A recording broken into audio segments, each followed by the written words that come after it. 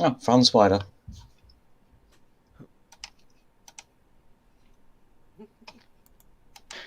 I just thought it'd be fitting that I actually explain why why we've been talking about Ben 10, what my connection is with the franchise. And it's basically, I've been watching the show when it first aired, back in December of 2005. And I just came across it randomly. It was on, so I was just like, oh, I'll watch that. And I've basically been a fan of it ever since then.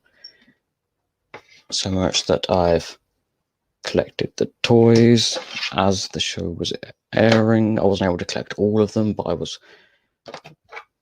there's just some of them that I was collecting as the show was airing. And basically, and I was also buying the DVDs. These are the individual volumes.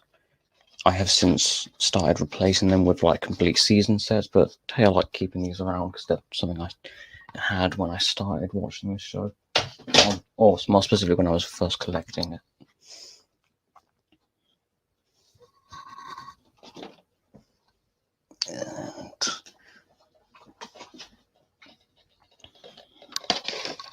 And we also have trading cards that I collected. And grab the last one. And I also have collected some of the video games as well, like Protector of Earth, Ultimate Alien Cosmic Destruction, Omniverse, the first Omniverse game. I have played the other games, but I just don't have physical copies of them at this moment. Yeah, I mean, it's literally just them.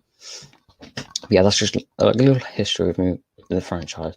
And I also wanted to introduce Troy and, well, initially it was just Troy, but then Nanette said she was watching it with him, so I brought her in as well so I could hear both of their opinion on the shows as we were going through.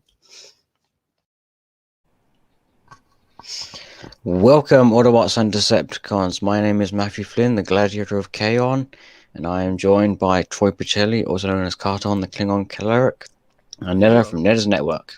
Welcome. Hello there. Good morning. Oh. Morning or afternoon over here.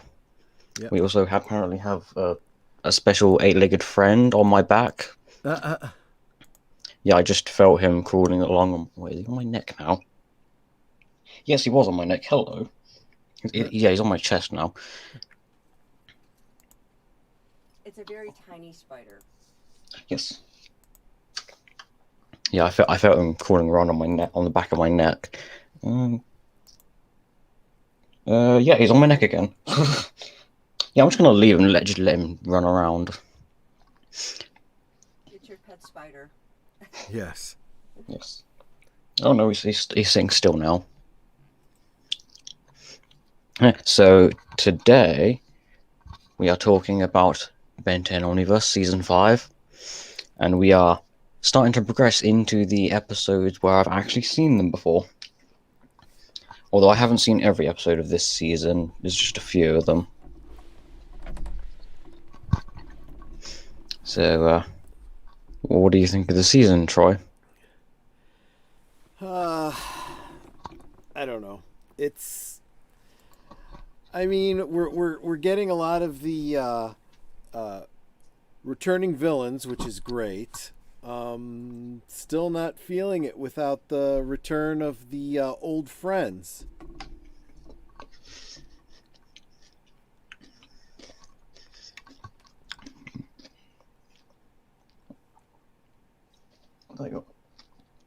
Yes, hello. Yeah, here he is.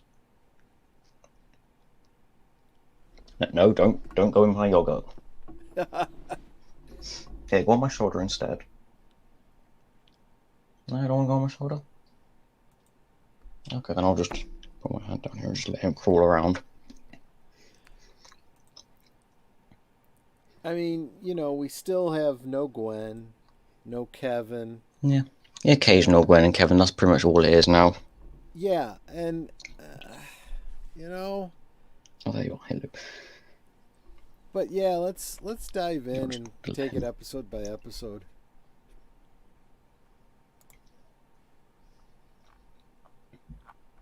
Yeah, sorry, I'm just being distracted by the spider that's just crawling all over me. Understood. Where the hell did he go now? Oh, there he's okay, he's still on my arm. He keeps stopping, and that makes me like confused as to where he's gone. Because I'm only being able to tell where he is because I can feel his legs crawling along my arms. And then he stops, and I can't feel him anymore. Is he there? Okay, I think he's off my arm now. No idea where he went. I'm sure he'll pop up again. Yeah, so this season, obviously we do have the occasional Kevin and Gwen, which is basically all it's probably going to be from now on. Yeah. We'd also have another returning character we've not seen for a while. And now I can just feel cobwebs all over my arms. Okay, the first episode is Something Zombose This Way Comes. Yeah, that's clearly referencing the Ray Bradbury Something Wicked This Way Comes. We've done a rewatch of that on another channel.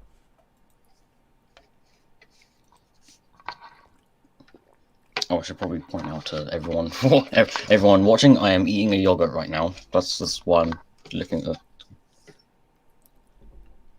Yeah, we routinely eat pretzels and popcorn on our shows. Yeah, so. exactly. We figure we're watching movies on our show, our channel, so it's like, movie food. I did find it funny in this episode that there's a moment where Ben tells Rook, because Rook wants to go into the circus and actually see it because he's never seen it before. Sure. And Ben doesn't want to go in there because he's scared of clowns still, apparently. Could have sworn Ben got over that fear, but whatever. I'm pretty sure phobias don't necessarily just go away after you confront them once.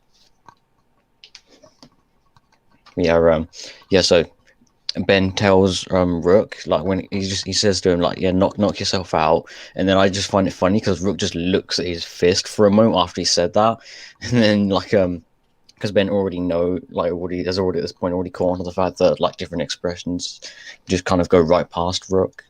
he's just like, it's an expression. Yep. I did find that funny. Although I was curious if Rook was legitimately going to try and knock himself out. Knock yourself out. Yeah, exactly. So we have the return of Zombozo. And I don't know. I'm not necessarily having a problem with the way they've kind of redesigned him a little bit in this series. Yeah, make him a zombie clown. I mean, if you're going to go by the name Zombozo, it kind of makes sense, right? Yeah, I also, there are a few design decisions that I'm not it doesn't aggravate me to no end, but it's also kind of just a little bugs me just a little bit, and that's specifically with upgrades design, and also here's one upgrade. Yeah, I don't, not too big of a fan of upgrade if he doesn't have any kind of white in his design, because I feel like that does kind of make him stand out a bit more. Sure. Yeah, like this here. Yeah. I do prefer the design if it has some solid white in it, kind of contrasting the solid black and green. Sure. Yeah, that's a personal preference. Maybe other people don't mind this version of upgrade. I was just going to say, if he doesn't have that white, looks like he's naked. Yeah, I suppose. Not that it should really matter to, Although I understand why they got rid of the white, because original upgrade had white in his design because Ben's clothes had white in their design, and omniverse or after the original series, Ben hasn't had any white in his design. True. So his aliens forms haven't had any white in their any like white clothing or anything white related. I think some aliens are white anyway. Yeah. You know, like Echo. Sure. Yeah, But, the other design that I'm not too fond of. It's not necessarily bad. I'm just not too fond of the overall idea, and that's Thumb Skull. You know, the guy with the toenail forehead or whatever it yeah, is. exactly. I always assumed it was just his hair designed to look like a nail or something. Maybe it's not. Maybe it is meant to literally be a nail. But I know the original series had his design be just like the nail shape on his forehead, because his name's Thumb Skull, and that's kind of the idea. But in this episode, when we see him again, he has like his hands are formed into like a big blobby mitten, and then on the back of his hand is one big nail, just like is on his forehead. Sure. And it's not bad necessarily. It's just I personally am not a fan of that. I feel like that's kind of actually here's an image of. Actually, that's probably not the best image of him. You can kind of see his mitten-like hands, though. But I do get what you're saying, because if he's supposed to be representing specific races, the race didn't suddenly change. I always assumed he was a mutated human because he had normal hands and fingers. Right. So, why the change? Why, in the canon of the show, why would that change occur? It's really weird. The show sometimes gives like an actual explanation as to why the design changed, and then sometimes characters just appeared in a different design for no reason. Right. Like the circus freaks here, they just...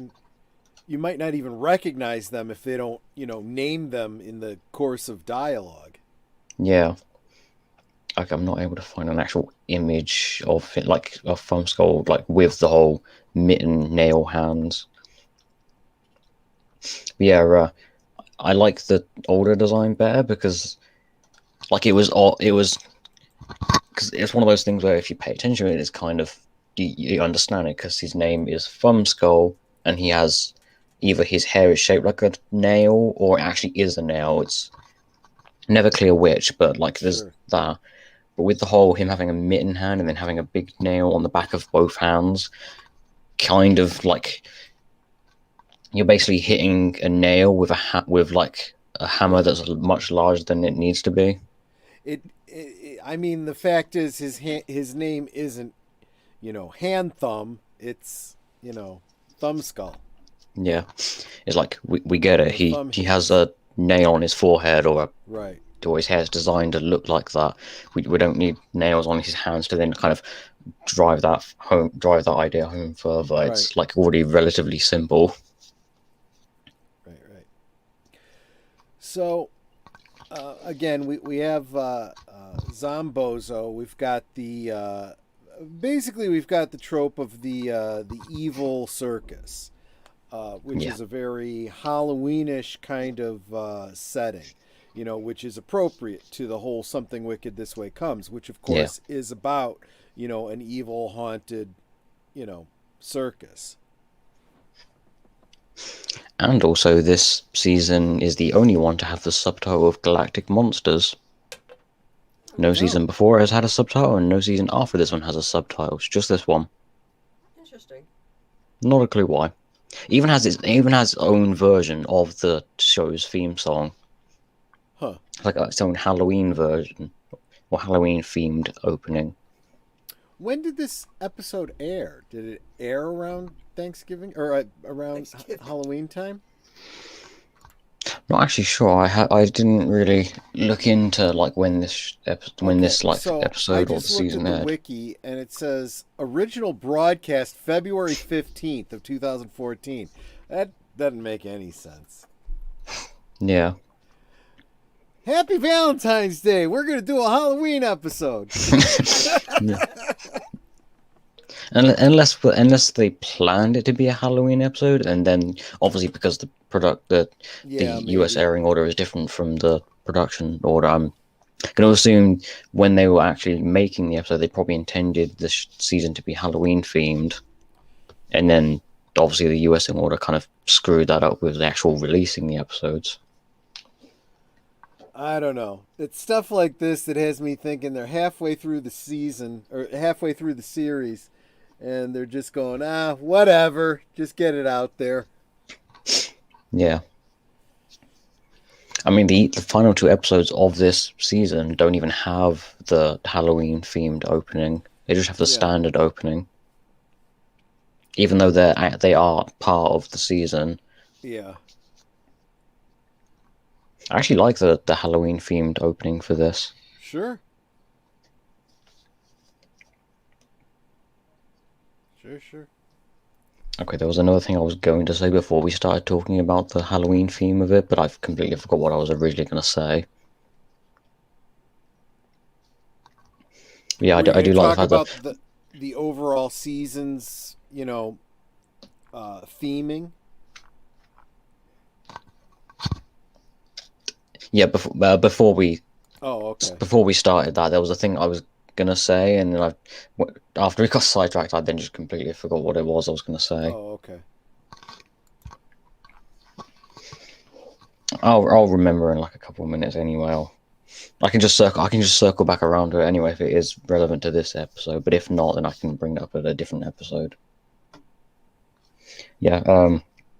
So I did find it funny that during this episode, when everyone's being bitten by the teeth and they're turned into zombie clowns, and everyone's like a whole bunch of people throughout the town are just walking around as zombie clowns, and they're like chasing Ben, and he just says like it's an apocalypse now, or I think he said it as a zombie clown apocalypse now,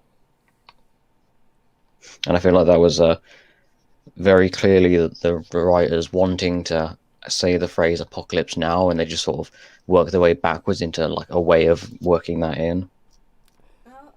That does seem like a kind of sideways way to get to a not very funny, humorous reference. Yeah. Normally, whenever apocalypse now is referenced, they normally tend to separate the apocalypse and now, and like have apocalypse be a part of a sentence, and then have now be a part, like the start of the next sentence. Right. So if you say it fast enough, then it sounds like just talking about the movie.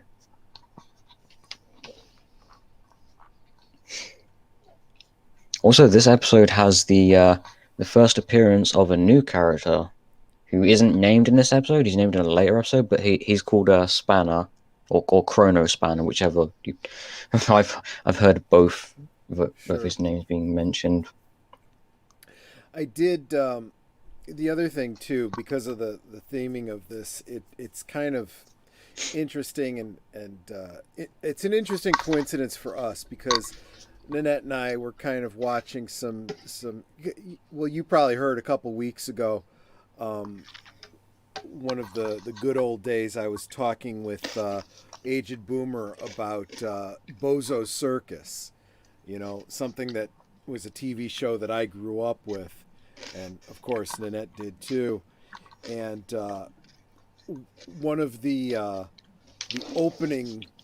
Part of the opening monologue by Fraser Thomas, or the ringmaster, was "Ladies and gentlemen and children of all ages," which is not really unique to Bozo Circus. It's pretty common phrasing in circuses in general. So I did find it kind of cool when what's his name? Wrath.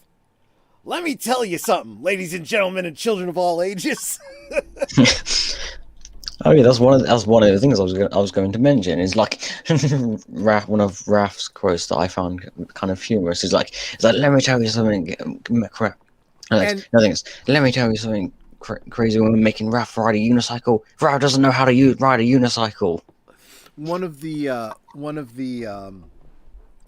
things that's great about that is the guy that does the voice, who also does the voice of Bender, has a voice that sounds very similar to like Krusty the Clown from the Simpsons. Yeah. Krusty the Clown is directly, and the guy that does the voice has specifically said he took specific inspiration from Bozo the Clown. Bob Bell specifically playing Bozo the Clown. Oh, you mean John DiMaggio? He yes, also voices Zombozo in this episode and in this show overall. there you go. That makes perfect sense to me. So it all kind of comes full circle. Of course, every time I don't think hear he was the rap- original voice actor from the original show, but he has Right. been the voice for a while now. And of course, every time I hear a rap, I just think I just picture Bender, and I'm waiting for him to say to bite his shiny metal of blood. That would be funny hearing Raph say that. Let me tell you something. Bite my shiny metal ass. Oh, wrong show. Sorry. Yeah, sorry, wrong show.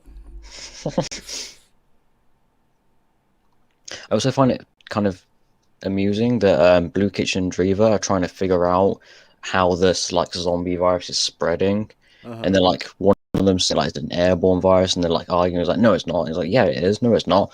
And I'm just sitting there thinking, well, it's zombie, so it would be passed by being bitten.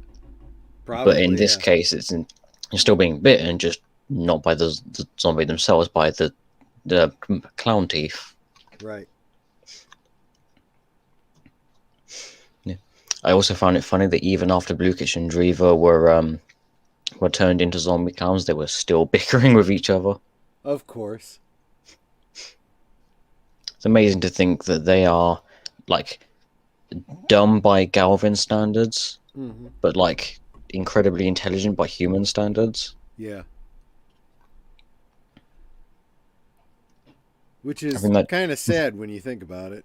Puts into perspective how smart the Galvin actually are. True.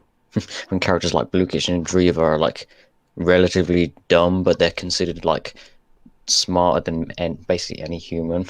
Right. Smarter than the average bear. Yep. That's a Yogi Berra. Yeah, that's kind of a dated reference for the young ones. Oh, now I feel old. Well, we are, sweetie. Let's face it. No, I'm not. Okay. Okay. Yeah. I did also find it weird that that Ben's like biggest like fear is Grandpa Max turning into a zombie clown, and because like it's weird, the show plays it off like as if he's like scared because it's like, you know, some kind of like, I don't know, repressed memory of when Grandpa Max pretended to be a clown. But I would have thought it would have made more sense if Ben was scared of like something like Grandpa Max being injured, or like being like fatally injured or hurt in some way.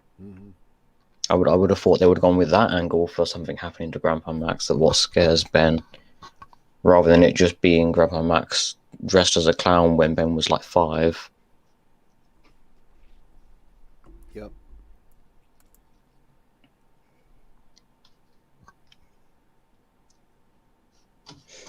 Yeah, okay, that's about all I have for this one. Yeah, same here. This one's kind of loosely connected to the rest of the season. And also that the stuff with Spanner isn't necessarily exclusive to this season. That's more of a thing that's going to be like popping up every now and then over the rest of the show. Yep.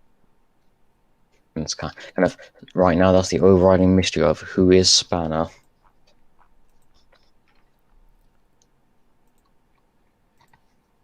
And that brings us to the return of Wesley Crusher.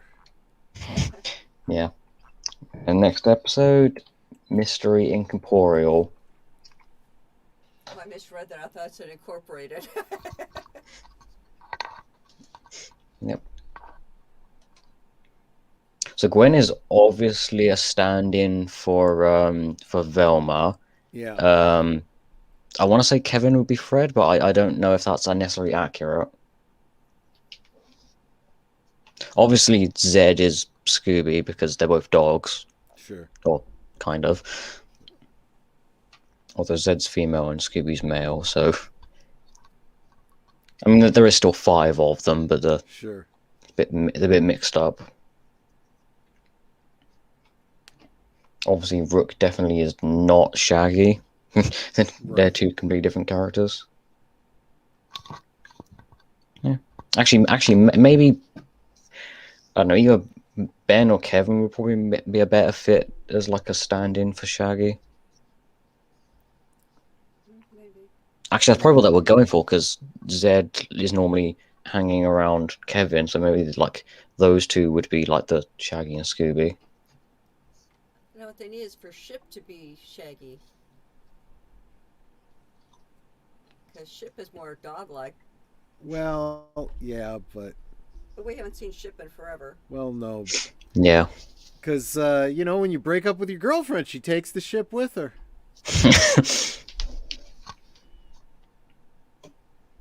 I thought she was just off to tennis camp or something. Yeah, but they actually broke up.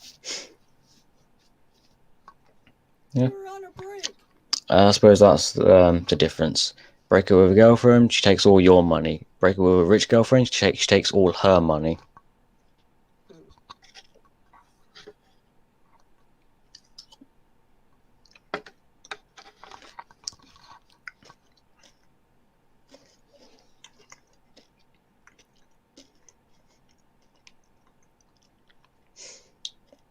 I did notice some, like, this will come up more prominently later on, but Ben using Ghost Freak, it really confuses me.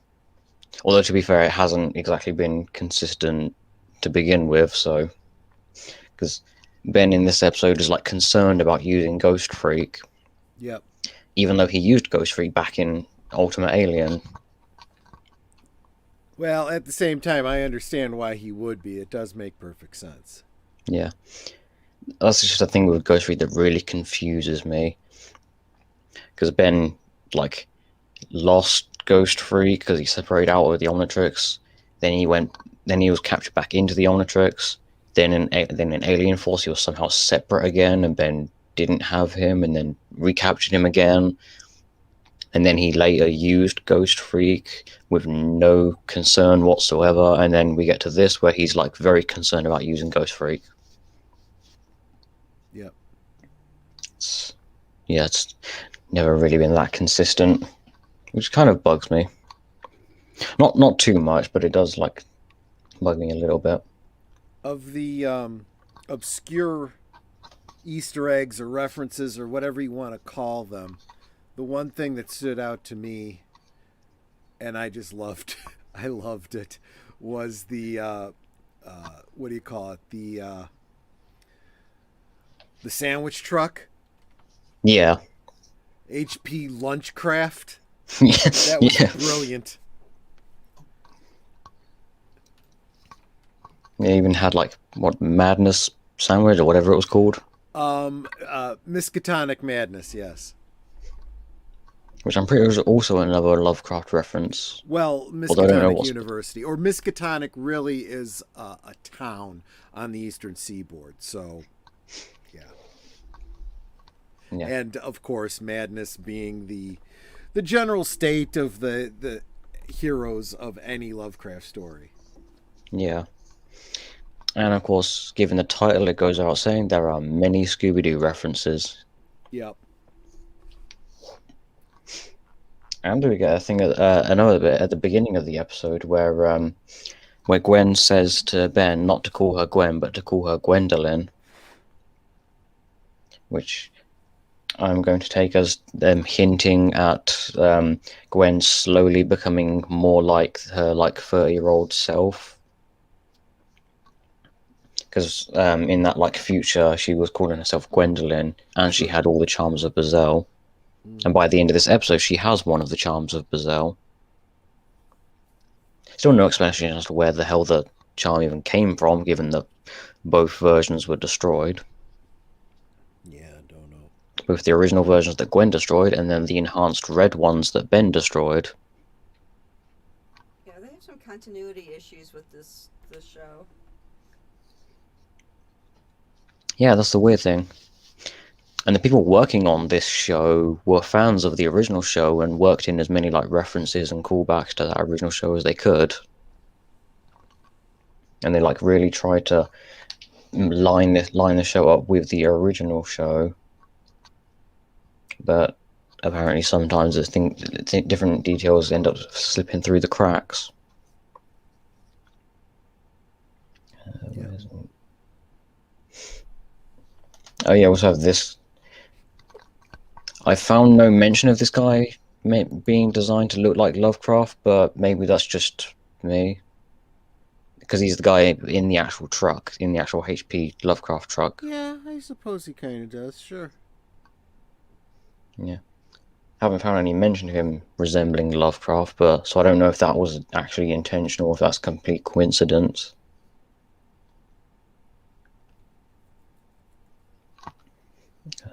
Where's my image?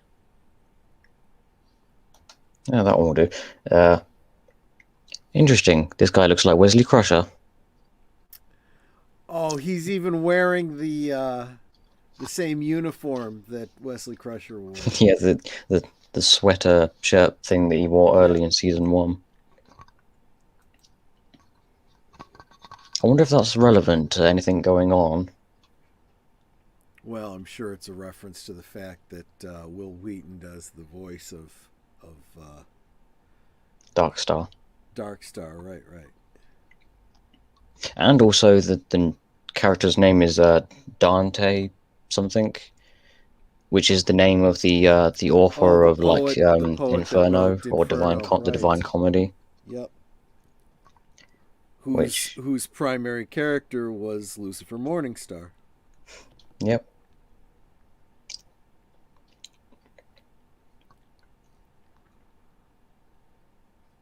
And of course we have this character right here whose name is Vilgax backwards.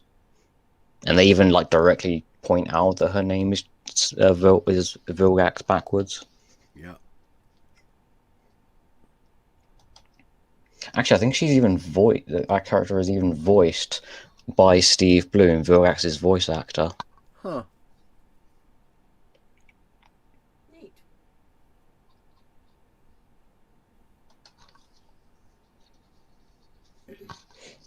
We also have Darkstar's minions. I can't see. Okay, I can't actually find an image of the hooded minions that are around the school that work with Darkstar. Sure. We see them briefly. Yeah. There's a. It's not from the show, but it's like. Yeah, 2 of them are of very clearly the designs of Teen Titans characters. Because this pink-haired one is Jinx, and then this one is Raven. Oh yeah. I mean, the one that looks like Raven is even voiced by Raven's voice actor as well. Wow. Neat. I don't know about Jinx because I didn't recall that. I don't even know if that character is even called Jinx. I'm just calling that because he looks like Jinx. Sure. I don't know if she actually was voiced by the same voice actor. I don't even know if she even got any voiced lines. I think she was just sort of there.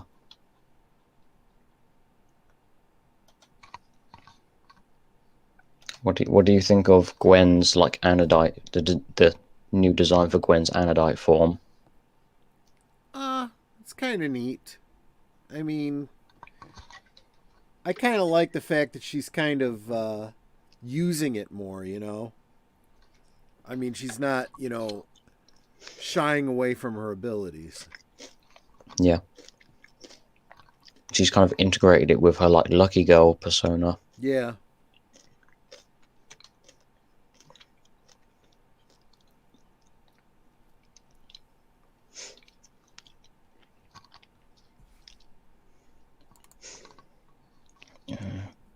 Yeah, I don't really have much else about this one.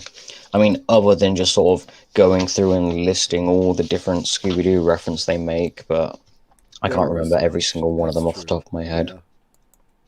I would have had to have like actually wrote down each one.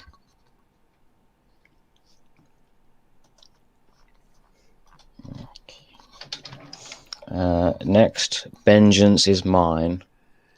Yeah. That's a pretty weak pun referencing Vengeance is Mine. Yeah. But what are you going to do? Yeah, I mean, not every episode title can be a great Be a winner. Yeah, that's yeah, true. not all of them can be great. Yeah, and so this one has a plumber named Bill Gax, and he's even voiced by Steve Bloom, and he even kind of resembles Vilgax as well. But he is not. He's like completely human. And I do find it funny that both Ben and Siphon see him and just immediately assume he's Vilgax. Yeah. I did find that funny. And I also found it funny with Siphon like choosing to make himself like trying to serve Vilgax again, or who he thinks is Vilgax. Yeah. And he just he makes him his like apprentice as like an apprentice plumber. Yep. And of course we had the running a running joke of Bill say whenever someone said he looks like Vilgax, he says, I get that a lot. Well, they all kind of look a little similar. Because remember the one where Ben thought that female was Gilgax? Oh yeah, Myax. Yeah. I couldn't think Yeah, of from the other Secrets one. of the Omnitrix. And, so they all look the same. Yeah. There is one weird thing. This squid monster thing that looks like a Lucubra. Yeah. I'm pretty sure it's not, because this thing is shown in a flashback with 11-year-old Ben. Mm-hmm. So I have a feeling it's not an actual Lucubra. It just looks like one. I'm assuming it's just like a reference to like the fact that Vilgax was a Lucubra. Sure. But what Vilgax calls these things, I looked it up. Apparently, what Vilgax calls these is another name for his people. So, based on that, I'm going to assume these things are actually Vilgax's people in their true form. Okay. Sure, let's go with that. Which sounds weird, because in the flashback, he refers to them as his pets. Mm. I feel like they didn't quite think that through, like, on the different levels of that. Or maybe I'm looking way too much into it. It could be that also as well. Well, Gilgax always did think that everyone else was inferior. Well, I was to him. kind of thinking that too, yeah. I also found it funny that this little guy here, Pacma, he's voiced by Tara Strong, Ben's original voice actor. Oh. So like, there's a scene where Pacma and Bill are interacting with each other, and they're basically Ben and Vilgax's voice actors. Yeah. Or original 10-year-old Ben's voice actor interacting with the original series' Vilgax voice actor.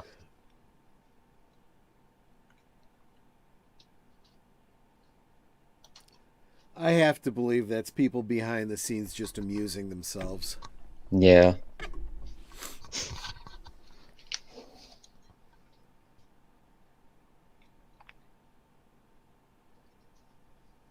Yeah, and of course we have holograms of Vilgax activating and giving like warnings and everything. And Bill is the one who's like activating them, but he's not doing it intentionally. He's just sort of accidentally activating them because he's not aware that the machines are like in the pipes. Sure. And so kind of that's one of those things where it's like obviously a red herring, but like also at the same time it only really makes sense when you like factor in what has to happen in the plot. Like every time Bill goes into like a toilet or something related to a pipe, a few minutes later a Vilgax hologram starts playing.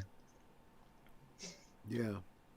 And it's like one of those things where it's like, I highly doubt that Vilgax put a machine, like some kind of machine to project a hologram in every single pipe that Bill will go near and like try and unclog or something.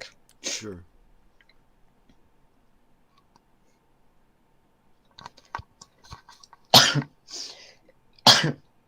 Yeah. You okay? Bless you. Yeah, I'm good. Looks like the spider has disappeared. I can't find him anymore. And I also can't feel him crawling on me either. Yeah. Shame. I've lost my tiny 8-legged friend. Well, Yeah, Funny how I also those like the things- solution of how Ben just is able to like defeat Siphon and stop the Lacubra, well, not Lacubra, but Virax's people.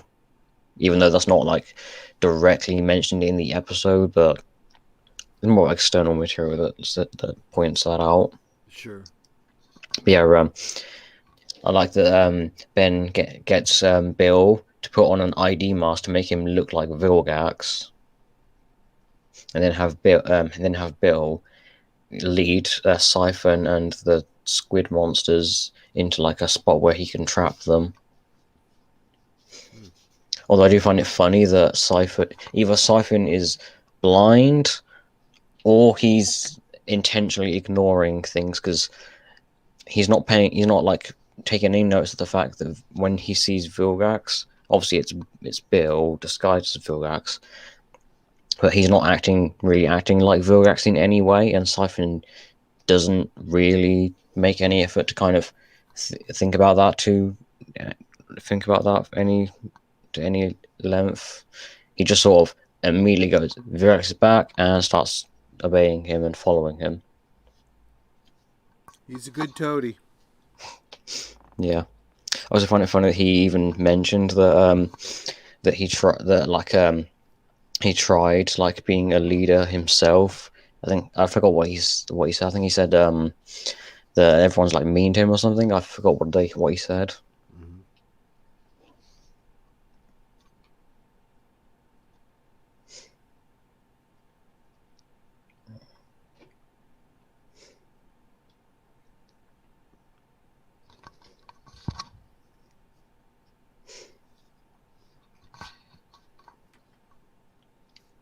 Yeah, I don't really have much else to say about this one. Nope, me neither. Yeah.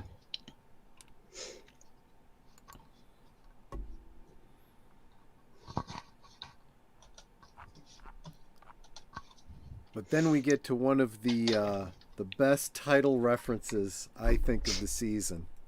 Yeah. An American Ben Wolf in London. Yep. Yep, clearly referencing American Werewolf in London.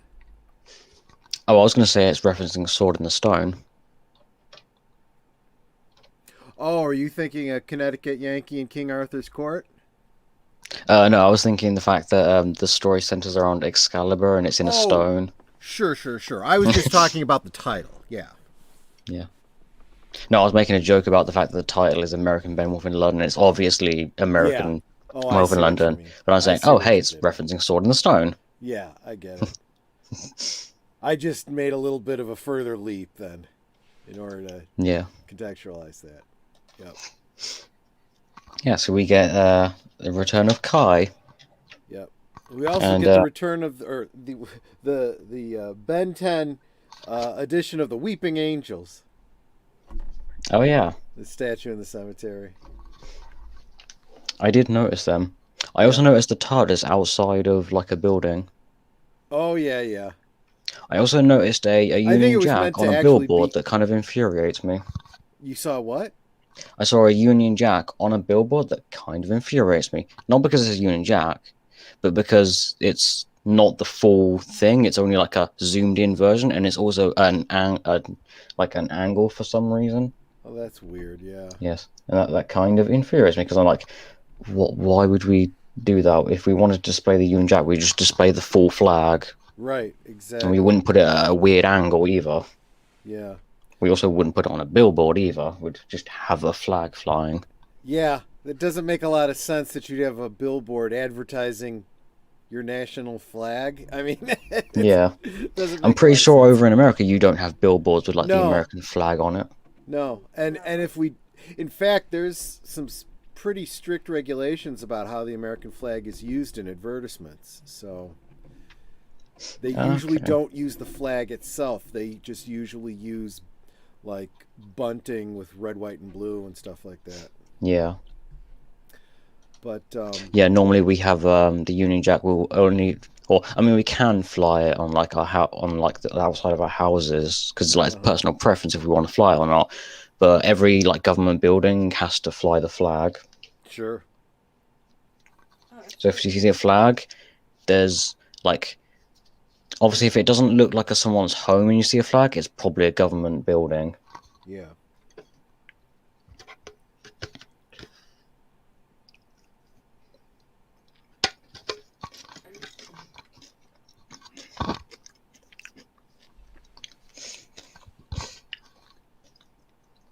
I can't actually find an image of the like the outside of the building with the Union Jack billboard and the TARDIS out front in the same shot.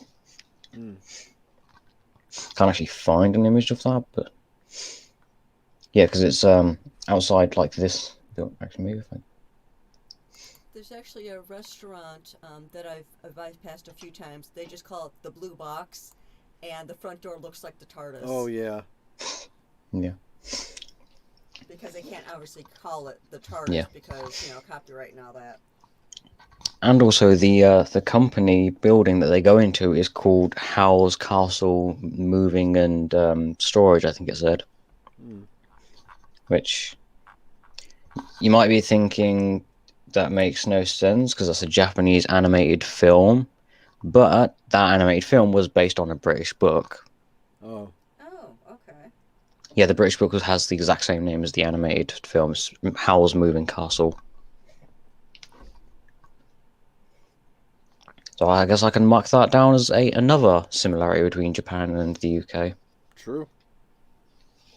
Or I guess that would just fall under Japan likes adapting our stories. That's fair too. That's true too.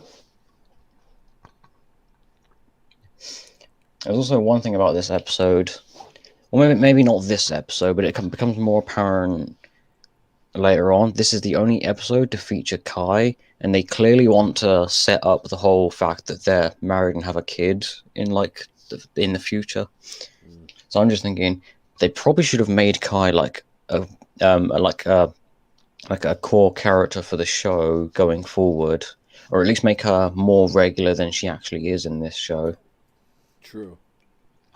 Like that could have been like the new trio for the show, Ben, Rook, and Kai. Good point. Yes. That way we still have a trio of characters. And obviously You're right, and it doesn't mean we'd have to like completely ignore Kevin and Gwen. We can still bring them in every now and then like it has been doing. But you're right. That would have set up that dynamic, which would have made it a little bit more palatable for me. Although I do like Rook. And also, Kai is voiced by the same voice actor who voiced Kai in the original series. Ah. And her grandfather is the same voice actor from the original series as well. Hmm. Yeah, this guy. It's the same voice actor. And we get the returning Forever Night King from like the previous Omniverse episode. Yep. Who I wasn't even aware. This guy is the scientist who modified Ship back in Alien Force. I never noticed that when he first appeared in Omniverse. Don't know why I didn't catch on to that. I think it's because no one really drawed attention to that detail. Sure. Also, sadly, he is not voiced by Tim Curry. Aww. He is voiced by David Kay instead. Couldn't get. And there was Tim actually a Curry. reason given why Tim Curry didn't voice him in this episode. It's because he was ill at the time and couldn't actually come in to makes play the sense. character. You got to give him props though for trying, right? Yeah. It does seem like they do whenever possible try to get the same voice actors. Yeah. And the actors take the work because work is work. Sure. Oh, Yeah. when it comes to voice acting, yeah, they'll take it every time because it's easy. It's easy work. Yeah, because you're not looking at their face, you're only hearing their voice. Obviously, it still takes some skill to actually do, but... Sure. Yeah. Yeah, because I've heard some voice actors that are just totally like deadpan. It's like there's no emotion in their voice. Yeah. This doesn't make me excited for the character or if they're selling a product for the product. No. I guess it shows your skill if you can be an on-screen actor, if you can be really good at being like an on-screen actor and also a voice actor as well. Because that's two different skills being used. True. Well, it's like back in the vaudeville days. It's like you had to be able to sing, act, dance, play an instrument. Otherwise, you weren't going anywhere. So Yeah. having multi talents, that's a big plus. True. Yeah. Also, the Forever King takes Dr. Jackal's potion, which I feel like that's not how that potion works. I don't think it just turns you into a monster. Right. If I'm not mistaken, it brings out like your inner self, I think. Is that it? I guess so. Sure. Mm-hmm. Yeah. Because I think that was the overall like theme or idea behind the original story, wasn't it? Because it took place in like a very repressive time period. Yeah. Yeah. Yeah. I mean, it's I've heard it interpreted that way. I also liked the fact that when Ben and Rook landed in London and the proto truck turned like from its like jet mode into like a normal truck, Rook kind of after they stepped out, Rook went back to the truck, pressed a button, and the steering wheel lifted up and went over to the other side of the car. Yeah. Didn't even notice that. That is a cool That's touch, though. that's Okay, I got a question for you because Yeah. I've always wanted to know, and I can actually ask you this. In the U.S., in our cars, when you're sitting in the driver's seat, which is of course on the opposite side, our gas pedal would be on the right and our brake pedal is on the left.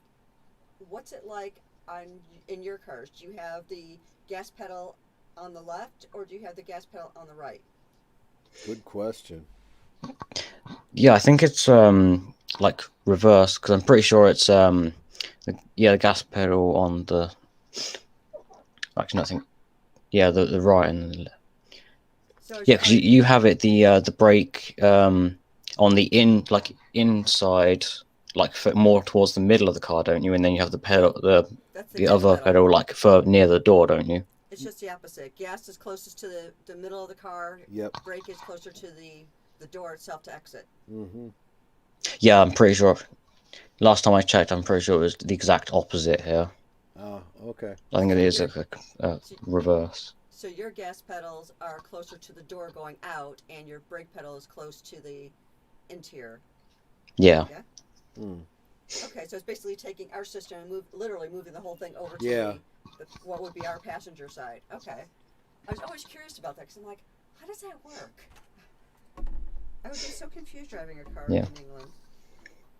Although I'm curious if cars over in Japan are all if they're like the same as ours, or if they're the same as like your cars over in America.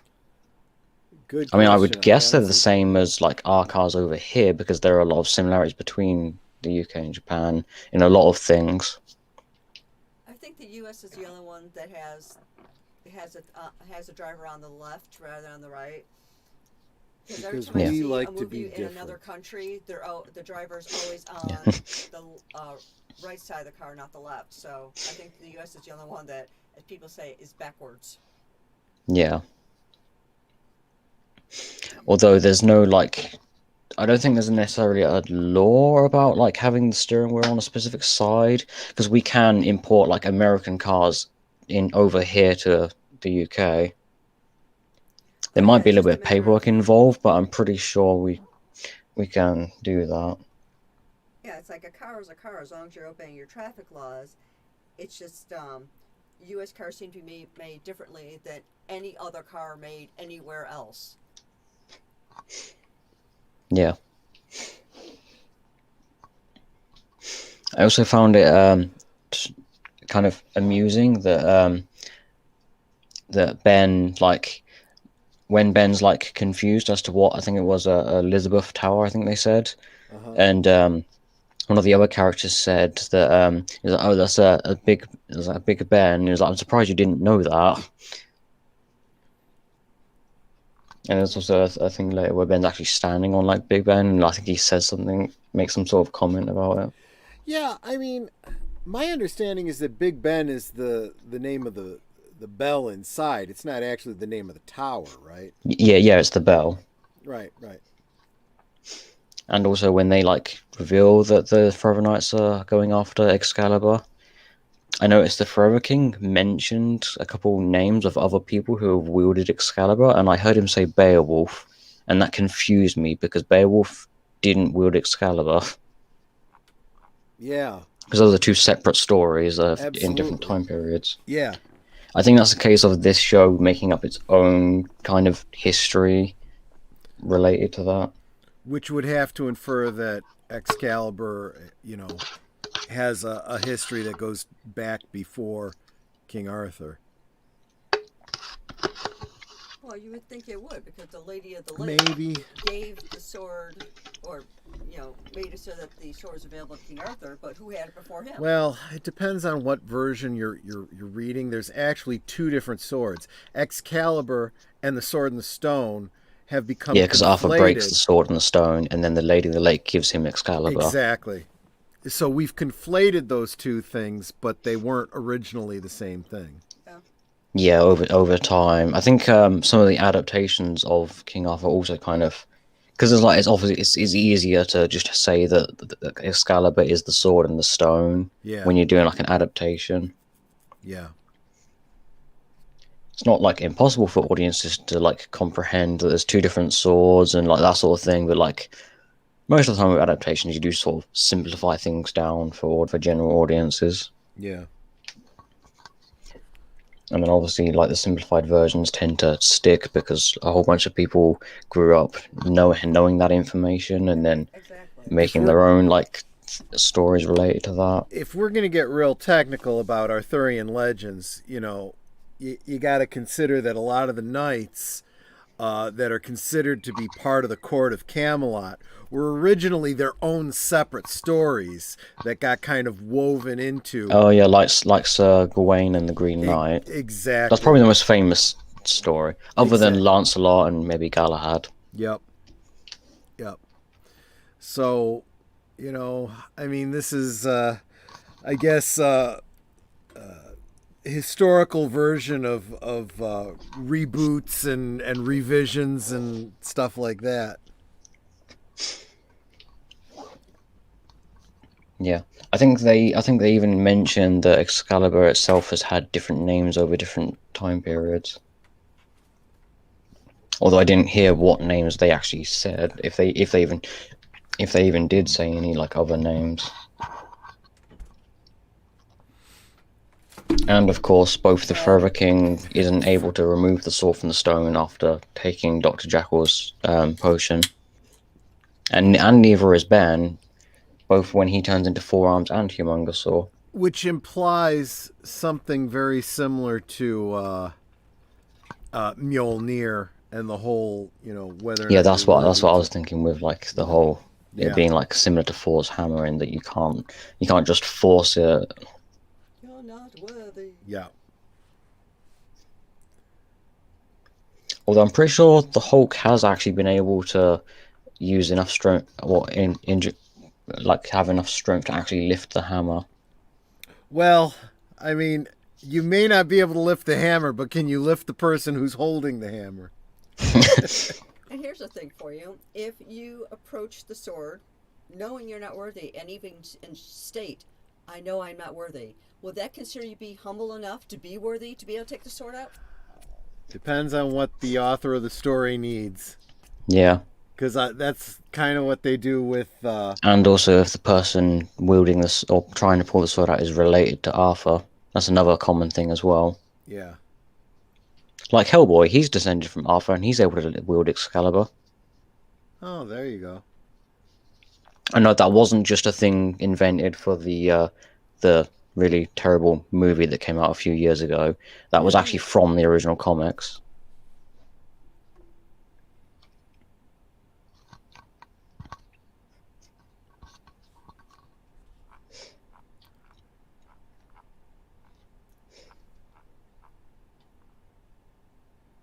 Well, there are just so many adaptations of the Sword and the Stone and all that. That's like, it depends, I guess, on what you grew up with, like we were talking about before. Yeah.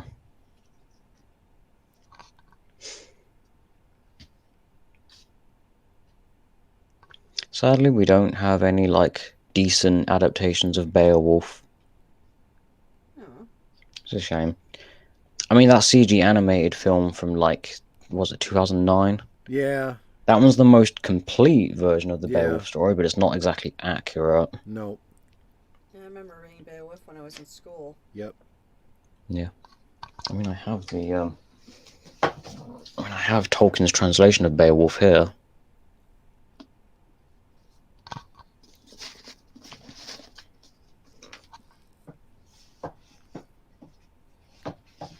I do also have a Tolkien's like story.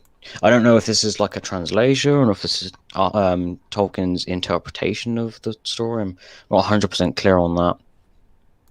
Yeah, this is one of the other things that Tolkien was working on.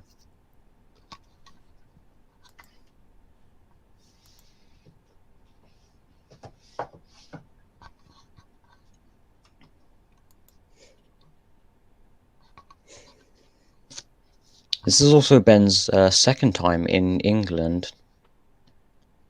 If you take into account the Destroyer Aliens movie, because you remember in that movie he'd landed in Stonehenge. That's right. And that movie is canon because I don't know when exactly, but apparently this show itself makes that movie canon. But throughout this show I've not seen any references to like the Destroyer Aliens movie, so I don't know where that information is coming from exactly. But yeah, apparently this show makes that movie canon.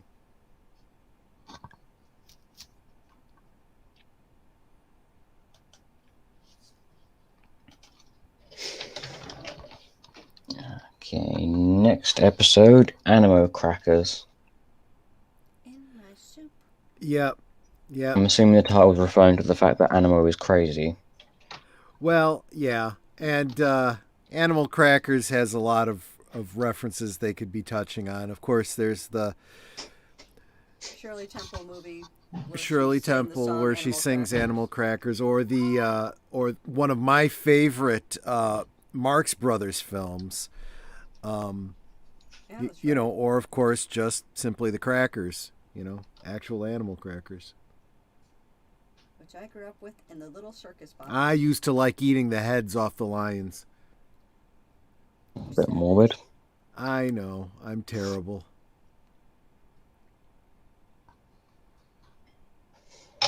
Hey, at least you're not a praying mantis. I suppose, yeah, exactly. Well, it's funny, it's half the time you couldn't tell what animal it was you were eating. Yeah. Actually, it probably would be worse if you were a praying mantis, because like it'd probably be fine if Ninette was a praying mantis. Yeah, praying I see mantis, what you're getting female at. praying mantis is, I see what you're getting at. Yeah. I'll be right back. I need to go toilet. Okay.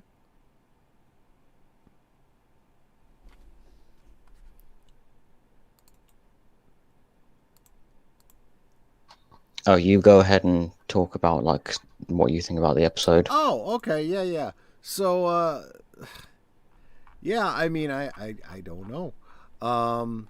Let me take a look. So again, this is is this the second time we've got Dr. Animo coming back?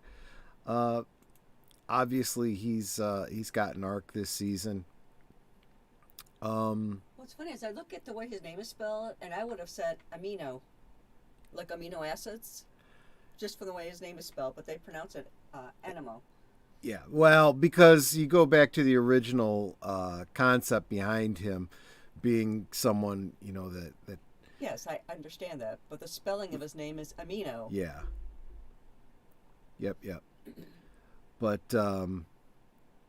and I don't know. I mean, this whole concept of a future Animo kind of freaks me out. Like his head on an ape body, just I don't know, man. That Animo is creepy to begin with, so. well, true, but it also seems kind of very Frankensteinish, which again I think kind of feeds into the overarching theme of the season. But yeah, And what else? What else can I say about this? Well, it's another one of those things where Ben gets a hold of some gadget, starts screwing around with it, and presses a button that he shouldn't have been pressing. And it's like, Well, dude. and that's pretty standard. But at the same time, it's kind of like, you know, haven't you learned yet? You know? Of course not. That's a reoccurring theme with us is that Ben keeps doing the same stupid things over and over again. It's like, okay, this is getting really old. It's like, Yeah. he should not be doing these same stupid things. It should be at the point where I'm mature enough to know that, hey, if I push this button, something bad could happen.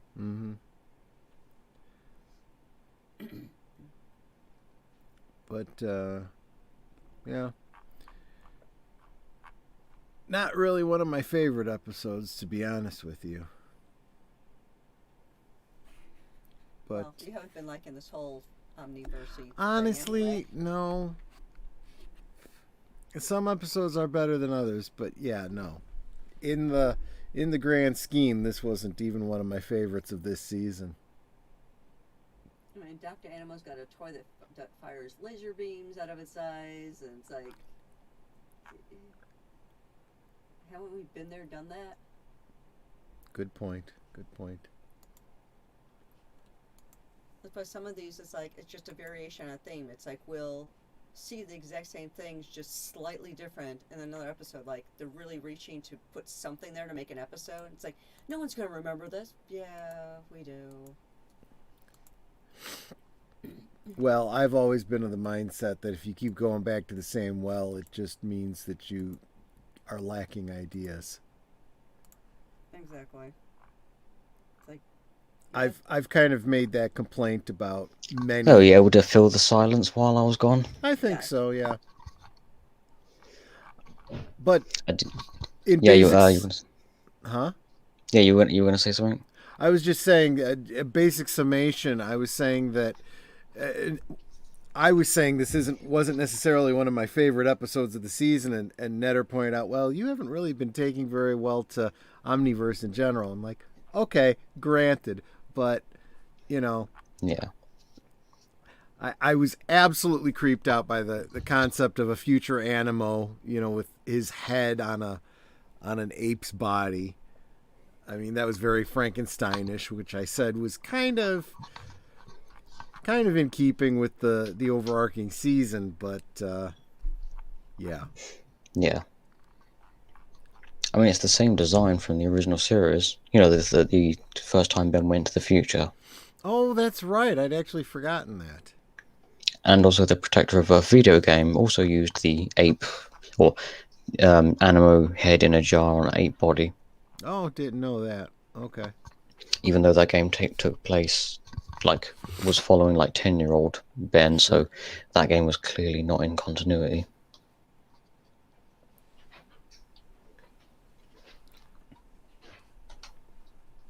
Yep. Did this image also kind of unnerve you as well, or is it just the Animo ape? Yeah, that's kind of weird.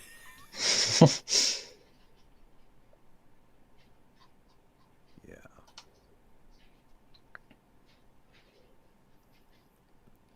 And we also have Spanner for the second time. Yep.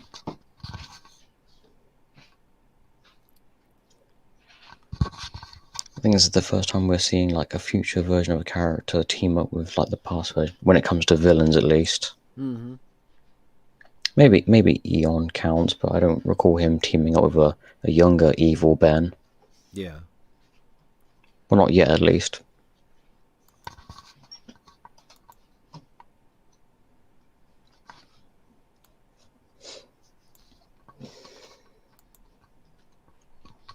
I also find it funny that future Animo and present Animo are doing like a not necessarily dumb cop, smart cop routine, but like something along those lines.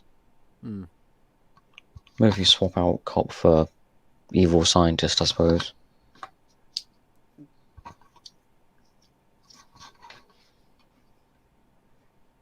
And of course we get the new introduction to a new alien called Gut Rot. Which I did actually find funny that when Ben turned into that alien, he just straight up asked future Animo what the alien's name is and what he does. And future Animo just sort of sat there and just explained it all to him. I did find that funny. Well, at least he had the sense to ask. Yeah. It's like, okay, I got a new alien. What does this one do? Because usually he kind of finds out by accident. Yeah, or just by like trial and error. Although this time when we see Spanner, he actually talks. And if you noticed, Spanner's voice actor is the same as Jimmy's voice actor.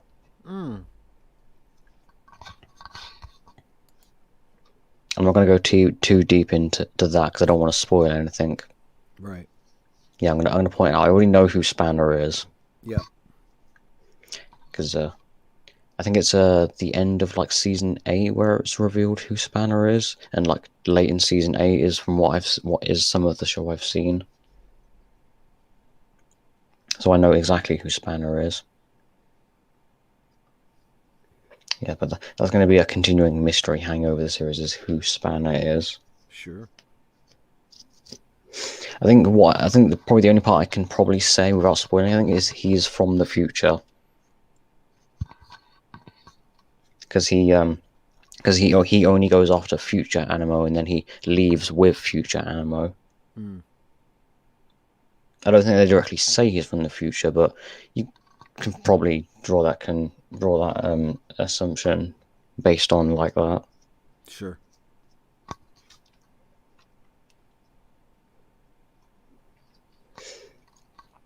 I'm assuming you've said everything you have to say about this episode. Yeah. Yeah. Then I look forward to hearing that when I go back and watch through this.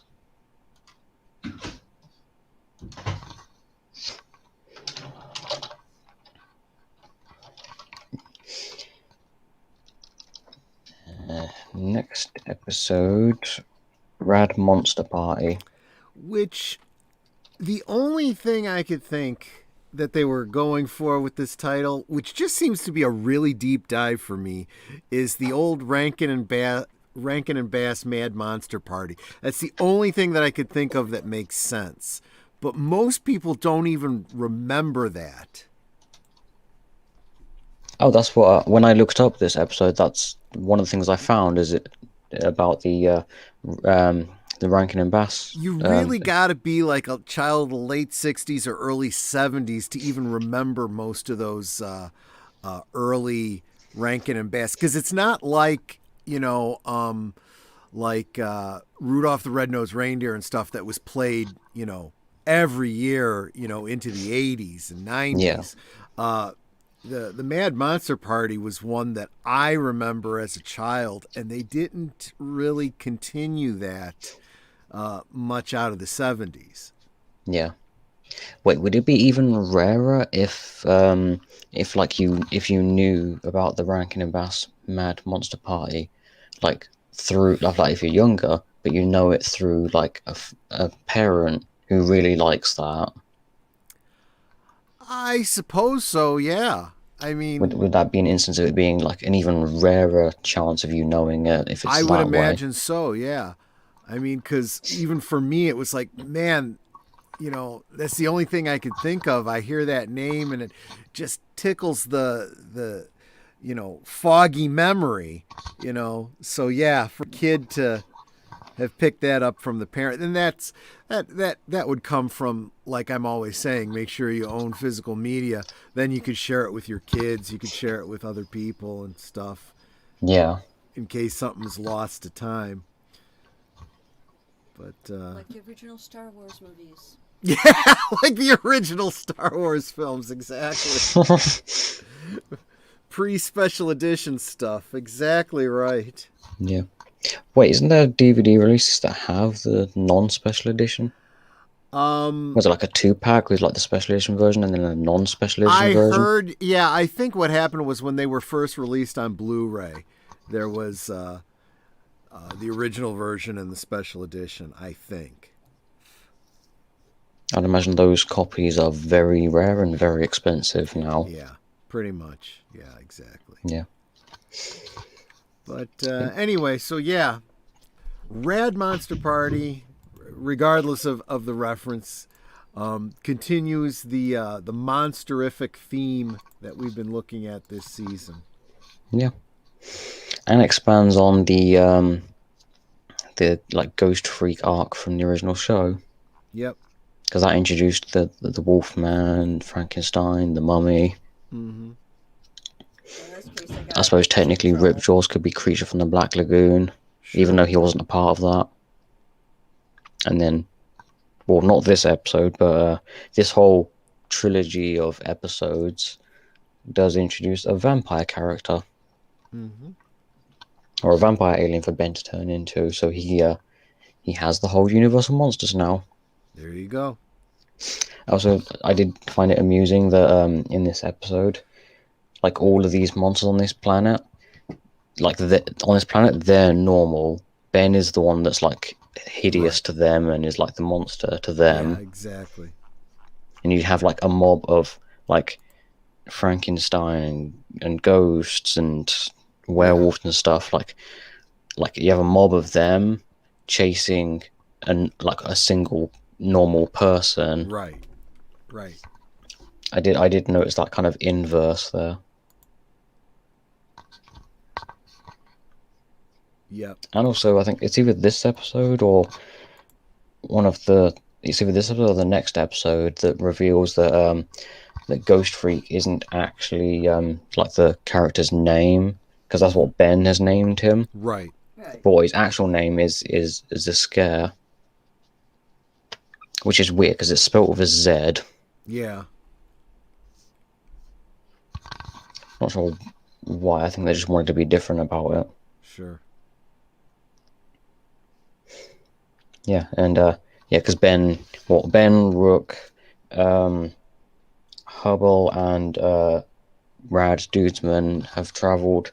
I think they said they were traveling through the Unur system, Mm-hmm. but then they ended up like crash landing on the actual planet of Unur Transil. Right, because I had ship trouble, and Rook is saying, "Well, I know a plumber that I went to the academy with that could fix this." So yeah, they ended up going to that planet. Which, funnily enough, Unur Transil technically is not the home planet of some of these species, but is rather a Frankenstein patchwork planet that these different species have all like colonized together in this like same system. Because obviously Ghost Freak and like the Scare and like the Ectoneurites come from Unur Phaedos, however you pronounce that. Sure. Which was actually a level in the Ben 10 Vilgax Attacks game.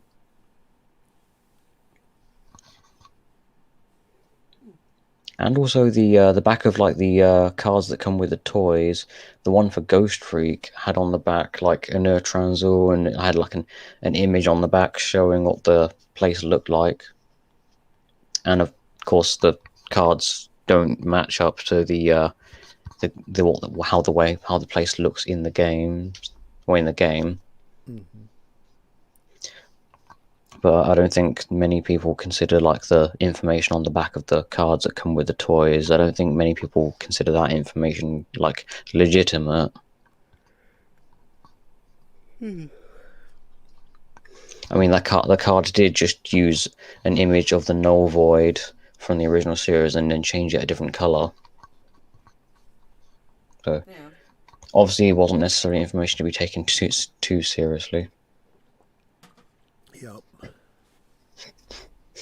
Yeah, there's an image of a Transil. Kind of. I do like the idea that the in this system it's like got like giant cobwebs in space. Yeah. And the planet that all the different species live on is like a patchwork Frankenstein type planet. Yeah. I see what they were going for there. Yeah. Oh yeah, and you have this Leboan who is named Cujo. Yeah, There's a Stephen King reference. exactly. The mummy is called Cthulhu, I think. I mean, it's spelt different. They pronounce it basically the same. Yeah, this guy right here. Yeah, so there's a Stephen King and a H.P. Lovecraft reference. Yeah. And we also have okay, this is the part where what I said earlier about Ghost Freak Yep. in the Gwen themed Michael Morningstar episode. Is that in this episode, Ghost Freak mentions that he was that Ben trapped him in Leisure Domain, and that he then escaped. Yep. And then they show a clip of Ghost Freak climbing out of the portal from Leisure Domain, which was shown at the very end of that episode with Michael Morningstar. Yep. And I'm just like sitting here thinking, when did Ben trap Ghost Freak in Leisure Domain? Because they didn't show that. Yeah. Not that I recall. I'm assuming that either happened like years before that episode takes place, or he's referring to what happened at the end of that previous episode in this season. Because at the end, it didn't look like Ghost Freak was then trapped in Leisure Domain. In fact, if he didn't say anything about being trapped in Leisure Domain, then I wouldn't have noticed. Like in that episode, I wouldn't have caught on. I wouldn't have like noticed whatsoever. Right. That definitely felt like something that was like a line that was added in after the fact, rather than being worked into the story. And sometimes it just feels like they're trying to force things in. Oh, you're a little quiet. I said it sounds like they're trying to force things in. Yeah. Retroactively making stuff up. Yeah. Because they had the animation of Ghost Freak's hand climbing out of like where the portal was for Leisure Domain, but like it feels like someone must have animated that, but then not been given much information as to like the how or the why. Yeah. Is it kind of as if they were only given like the information of, okay, Ghost Freak's arm comes out of like the portal in this specific area, and they weren't given here's why this is happening, or here's how this connects to like the rest of it. Yeah. Yeah, it's like, you have this information and go. Right. Yeah.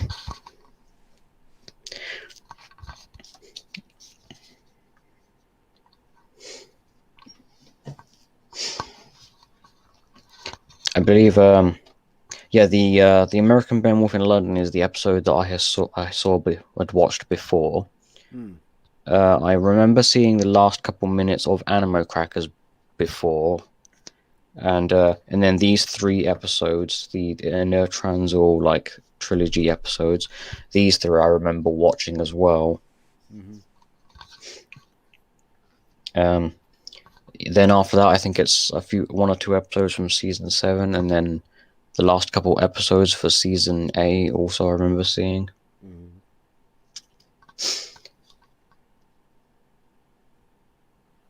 So I think season 1 and I think seasons 1 and 2 are probably the only like seasons of Omniverse that I remember seeing all the way through, like before we started talking about them. Okay.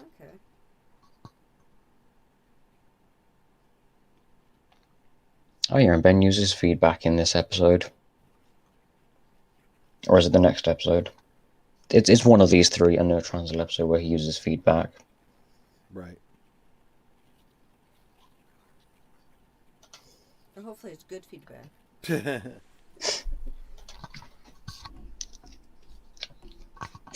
Yeah, so okay. Probably better to talk about these 3 episodes as one rather than individually, even because they do have somewhat of a continuous story going across all three.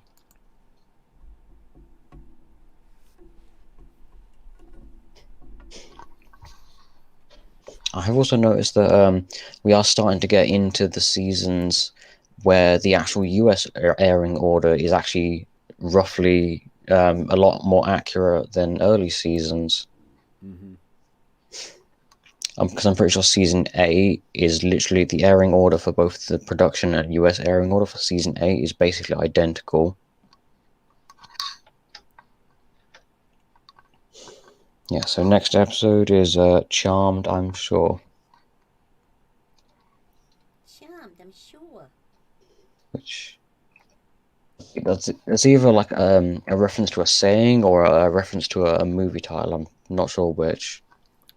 Well, you would hear it a lot in American films, well, the older American films, whenever a young lady was introduced to somebody, she'd say, Charmed, I'm sure. Yeah. For whatever reason, they usually had a Brooklyn accent. Yeah.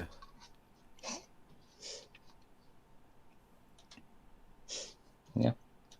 So this episode, we get Charmcaster returning, and she has been redesigned to look more like how she looked in the original series. Yep. And I'm assuming that's just personal preference on the part of Derek J. Wyatt.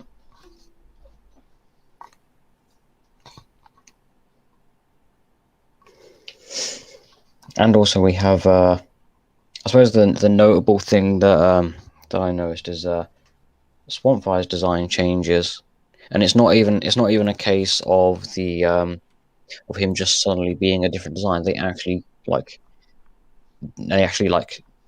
take notice of it in the episode, and they actually like mention it, and this episode shows it like him changing.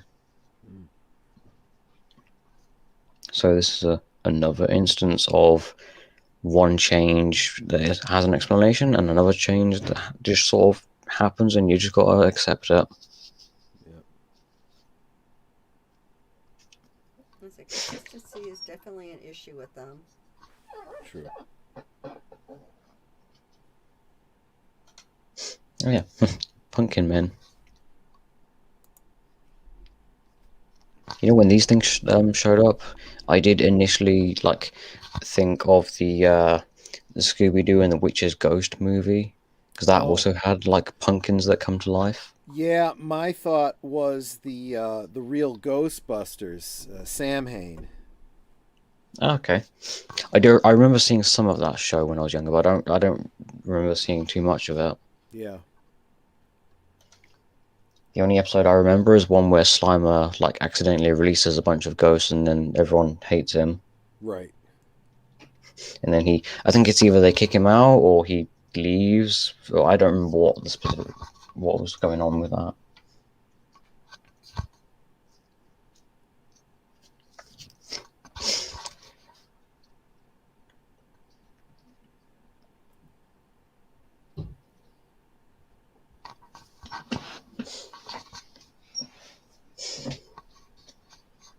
Yeah, I also like the fact that as Ben's like Swampfire is like changing appearance, while this is happening, Ben these like warts start growing all over his face, and because of that, the different monster characters then start like just treating him normally. Yeah. Like the more monstrous he looks, the more accepting they are. Yeah, and I think it's either this episode or the previous episode where the Liboan plumber that was introduced does actually like say to the like the monster people of this planet to like not to judge Ben for his appearance and for like what they do, and he like explains that like Ben like views all of them as monsters just like they view him as like a monster while he's here.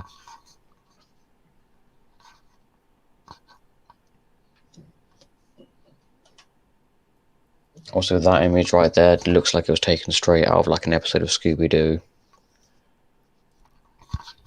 True, but it also, we've seen that room before, a couple of times. Usually, lucky girl stealing a book. Yeah. I mean, this is Zisker's castle on Inner Transil. Oh, it's not the same room?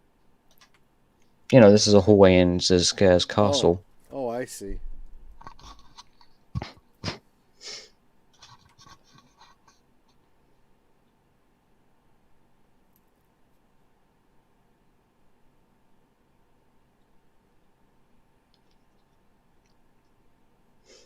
And of course, we have Charmcaster and Ben like going through like a temporary truce while they fight Zisker.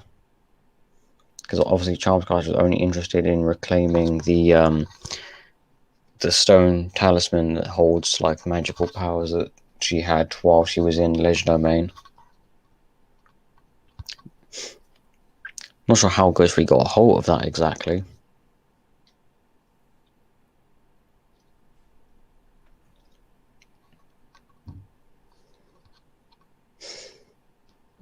And of course, we have Charmcasters talking to the purse thing.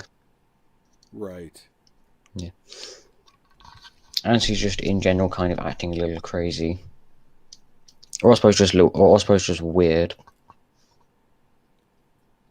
As she does.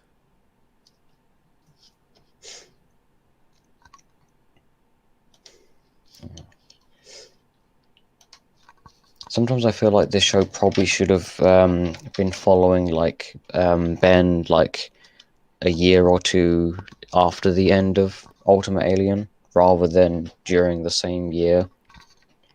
Yeah, I Because see what apparently Ben is still 16 years old, and I'm just thinking, well, we had 3 seasons of Ultimate Alien, season 3 of Alien Force. He is when he turned 16, and he's basically been 16 since Alien Force season 3, and that's like one season, then another 3 seasons after that, and then this show is 8 seasons long. And although this isn't going like, obviously this isn't following the natural flow of time necessarily. It's kind of going by like more cinematic time rather than realistic flow of time. It's like at some point it does become hard to believe that all of this in these like 3 different shows all is happening within like 1 year. Yeah. I mean, Feels they very literally condensed. have to be doing, an adventure a day, Yeah, and like Ben and other characters even like make mention of like how much time has passed. Like sometimes they'll say it's been a week, 2 weeks, or they'll say it's been a month.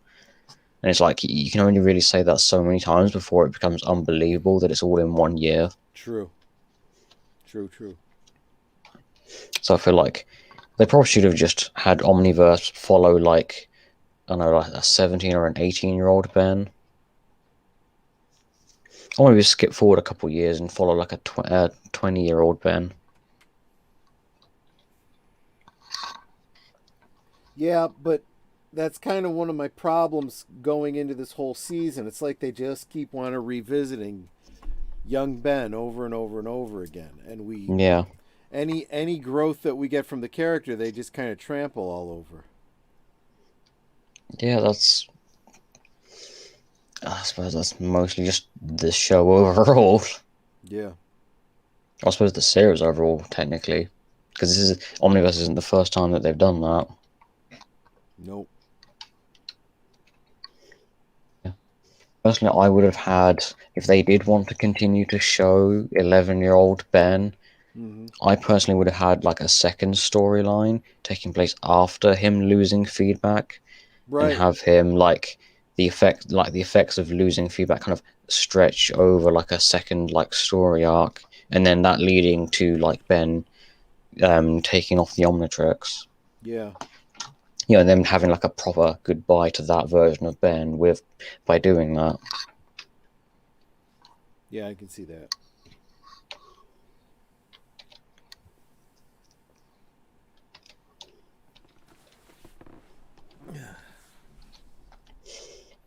Next episode, The Vampire Strikes Back.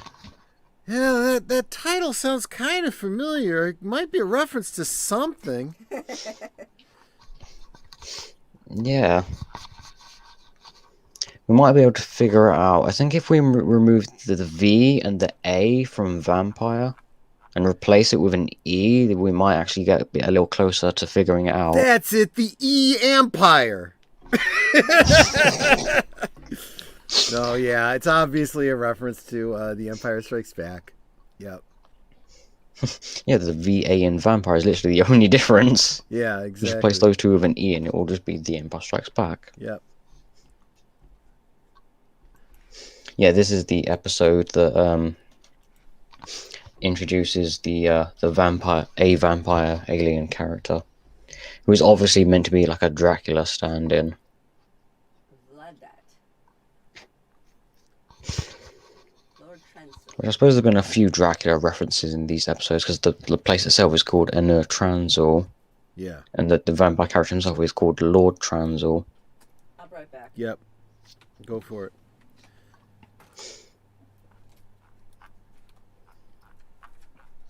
And of course, Ben scans the DNA of Lord Transil, and then he has access to that alien transformation himself.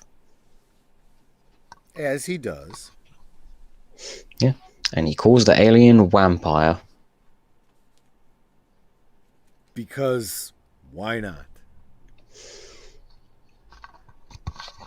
Yeah, my brain just thinks like something to do with like, I don't know, being whammied. I think is probably what they're going for. Maybe.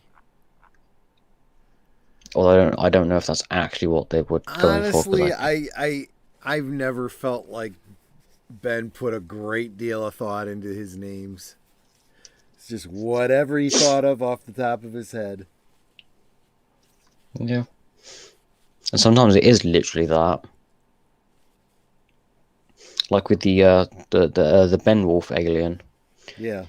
Because Kai knew him as Ben Wolf, and he changed it to Blitzwolfer, and he literally changed the name to that in that moment when like Kai talked about that. Although Kai does actually call him out on the fact that he like just made that up then. So I'm going to draw another correlation in this episode to something that Aged Boomer and I talked about in our Geeky Geezers segments, because there's a reference to breakfast cereals. It says something about like it's like the cereal aisle come to life or something like that. Yeah. And obviously he was talking about, you know, the Boo Berry and the Frankenberry and the Count Chocula and so forth. Yeah.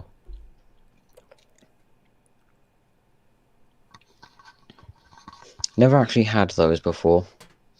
I mean, I know about Count Chocula. I know about that one, but I never actually had it.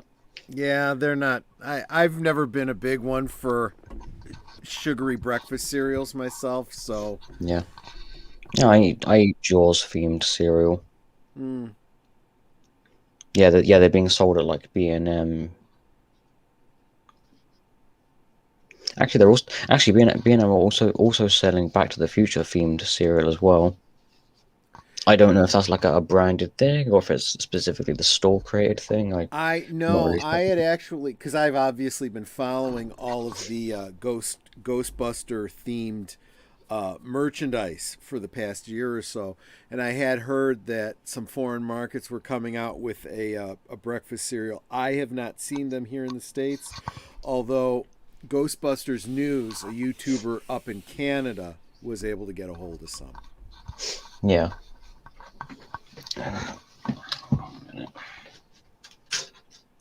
Oops. There we go. That's better. I've just realised the yogurt pot is still sitting here in front of me. Huh. I completely forgot to pick it up when I went toilet. Uh-huh. Oh well, doesn't matter. I'll get rid of that once we're finished. Sure. It will just sit here.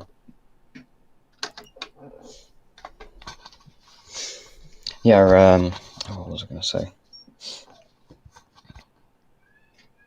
Yeah, I don't have too much to say about this. I think the vampire now. I think it's like I said with the whole it possibly coming from like the word whammy and like because of the fact that this transformation has the ability to shoot these like bat things that take control of people. Sure. That might be where they're getting their name from, but I can't really say for certain on that. Yeah, it seems reasonable to me. Yeah. And Ghost Freak is at least Ghost Freak is still like very weak and vulnerable to sunlight. Mm-hmm. So that's remaining consistent with that. Even if I don't understand why a ghost would be vulnerable to sunlight.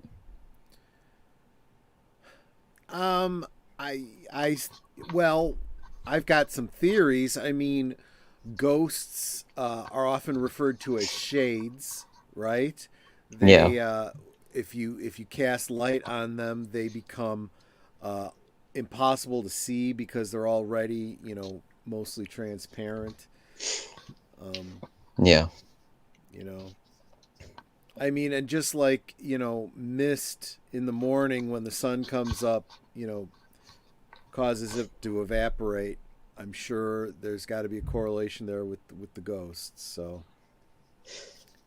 Yeah. Because that's normally not something you like associate with ghosts is them burning in daylight. right, but usually you can't see them in daylight, at Yeah. least, and Yeah, because that's most ghost stories are at night time rather than during the exactly, day. exactly. I think there are like rare examples of ghosts being like media with ghosts during the day, but it's like very, very rare and very like scattered. Yeah, I think you're right.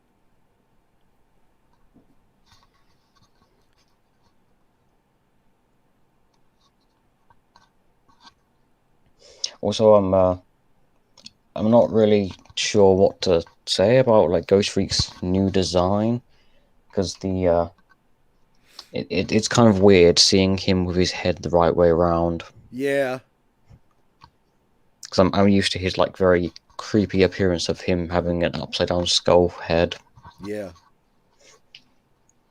and it looks weird with him having his head the right way up. I agree. He also has a scythe now, which I wouldn't really associate with ghosts or any kind of like ghost-like monster. More to do with the Grim Reaper. Yeah, exactly. We just have the hood and the cloak and everything. Yeah.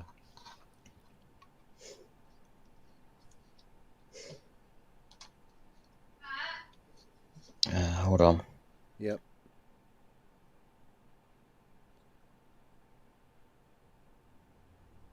But I'd say again, what we basically have here is an excuse to tell a vampire story in the Ben 10 season. They're just trying to bulk it up with Ben 10 incarnations of monsters. That's been the season over arc.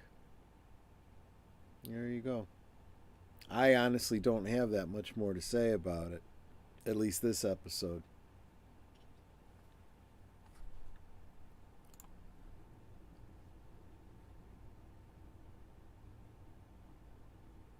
Yeah, so the only thing that I was able to say is that this is your general vampire story feeding into the overarching theme of the season, where it's all monsters all the time, and this is your vampire story. Yeah. Actually, now I think about it, we could probably associate Ghost with more with the Invisible Man if we're going with like, the Universal Monsters idea. True. Yeah, Because he yeah. does turn invisible and everything. Sure.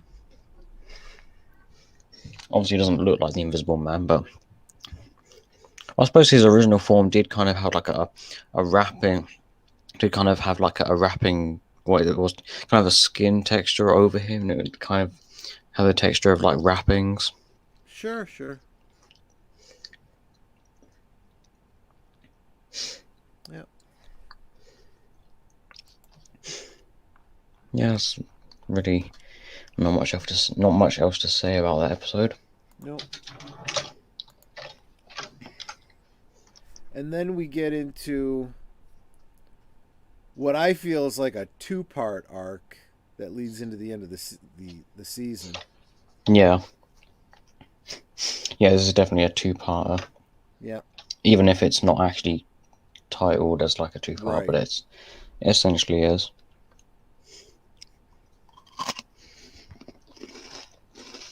Yep. And then there was none. It's your famous, we've actually had a story kind of like this previously, even using some of the same characters, kind of like what was that movie, The One, where you had the hero from alternate timelines coming and fighting alternate versions of himself and whatnot. I don't remember any of the movies doing that. No, not the Ben 10 movies. The movie The One. Oh yeah, I know that's what you mean. Yeah. Yeah, I suppose. Except that was about them like killing each other and then like, mystical energy Right. filtering down into like one person. Yeah. And I think at some point during that film, they kind of theorized of what could happen if one version of like a person across the multiverse had all of the energy funnel into like just them. Yeah. And I think it was like would they explode or implode, and then another theory was that they'd become a god. And I'm just thinking, yeah, they probably become a god, given the fact that as they get more energy, they become stronger and are able to do like crazy feats of crazy superhuman feats. Yeah. So I'm thinking, yeah, the becoming a god is probably the most likely option there.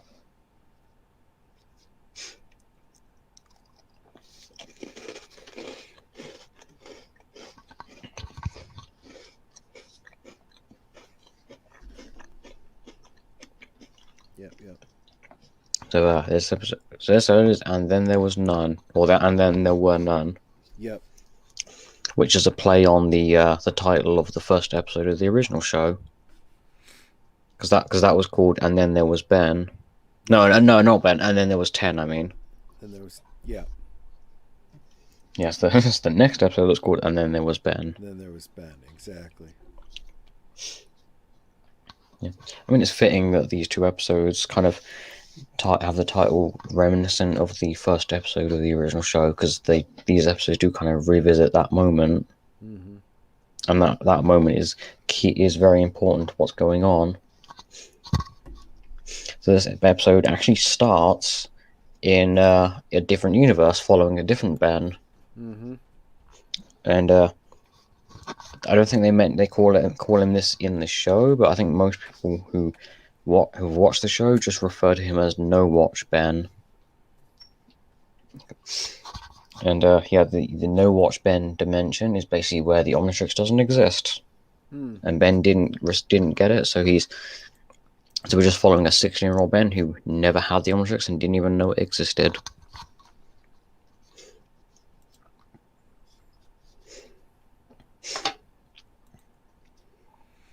Yep. I did enjoy this one. It's kind of I noticed a common theme with like these is that characters mentioning how time travel is confusing and it gives them a headache. Yeah. I feel like time travel is probably only confusing if it's not consistent. Yeah. That's what I'm always saying. There's so much bad time travel. Of course it's going to hurt your brain. Yeah. Also, I feel like simply saying the time travel is confusing gives you a headache doesn't necessarily make it confusing or convoluted. Yeah, because I feel like in these two episodes, the time travel, it doesn't really feel that confusing to me. Because it's like you have different alternate versions of Ben. And yeah, or being brought together by Vilgax and Eon. So Ben, one of the versions of Ben brings together a bunch of alternate version or good alternate versions of himself, which include the Ben 23 that we met before. Mm-hmm. It includes Gwen 10. Yeah. And obviously Ben 10,000. Yep. Or this show's version of Ben 10,000. That would have been cool if they had brought in like the other two versions of Ben 10,000 as well. Because those are technically alternate timelines. So it definitely would have been cool to see all three versions of Ben's future like interacting with each other and working together. Yeah. Unless, are we supposed to assume that they're mutually exclusive? If one exists, the others don't? No, I don't think it works like that. Okay. I think how it works is the current version of Ben, or the current future version of Ben that's in this show, is a potential future. Obviously, because Ben has interacted with and met this future version of Ben, that means it's not really his true future. And the two future versions of Ben we met before, the original one and then the ultimate one, those were the futures of that current point in time when he met them. And then after he had met them and interacted with them, that had then altered, the timeline had been altered, so those have then become potential futures. Right. So they're like branches off, like how Professor Paradox explains in the episode with the whole, I suppose, multiverse or alternate timelines, with the whole Ben Prime being like the core of the tree, and then the branches spinning off being like alternate versions. And I'm pretty sure the different versions of Ben's like 30 or 40-year-old self, I think they are also branching timelines from different specific points. Yeah.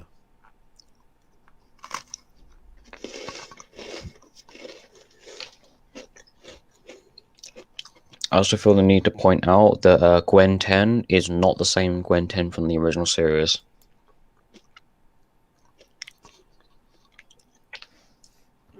Because the Gwen 10 from the original series, by the end of that episode, the Omnitrix had been passed over to Grandpa Max and That's stayed true. with him. Yeah. So this Gwen 10 is a different Gwen 10. Or is a separate universe from that one that we saw. And I noticed Professor Paradox even quoted the, what would say at the start and end of those What If episodes from the original show. It would say about, it would say like there are many ways to start a story and, all that. I did notice that Professor Paradox quoted that. He didn't quote it like exactly the whole thing, but I did notice that. I also noticed that Professor Paradox only appeared in these two episodes when there was a perfect opportunity to have Professor Paradox again in a previous episode, the American Ben Wolf in London. Oh, yeah. They had a TARDIS. Professor Paradox is basically the Doctor. True. And Eon is basically the Master, so that would have been a perfect opportunity to have them both in. Well, maybe not both, but like to have Paradox be involved in that story. Do you think maybe they might have thought it was a little too on the nose? Probably. But then again, that's really never stopped them before. Yeah. And we have Albedo returning. Yes, we do. Yeah. I actually find this weird because Vilgas's plan is to use a Chronosapien time bomb to wipe out every other timeline except the one that the bomb is in, so the No Watch Ben timeline. And also to wipe out every version of Ben that isn't native to this universe. And I'm just sitting here thinking, well, I understand Eon and like these other versions of Ben like being erased, like the Mad Max Ben and Nega Ben and Ben Zaro here. But I was just thinking, But why did Albedo also be affected? Why was he also affected by the Well, for chronosecond that time bomb? matter, He's not Ben. Why Gwen? Yeah, I was going to bring that up too. It's like Gwen's not Ben either. Why was she affected too? True. That's one detail I didn't understand because he just looks like Ben. He isn't actually Ben. Well, I mean, actually, I suppose technically he does have his DNA does match Ben when he's like this. That's what and although it's not specifically said, you could imply that the whole reason that the Omnitrix even works for Albedo, or because the way the Omnitrix works, you duplicate the DNA, and also with Gwen 10, we know that the Omnitrix was looking for the Tennyson DNA, specifically Grandpa Max. Grandpa Max. So one would think it would affect all the Tennysons, right? Yeah. Gwen, Ben, Uncle Max, the hippie parents. Yeah. Yeah. Yeah. Although Vilgax did mention that it was targeting Ben, like alternate versions of Ben. Which kind of ruins the whole.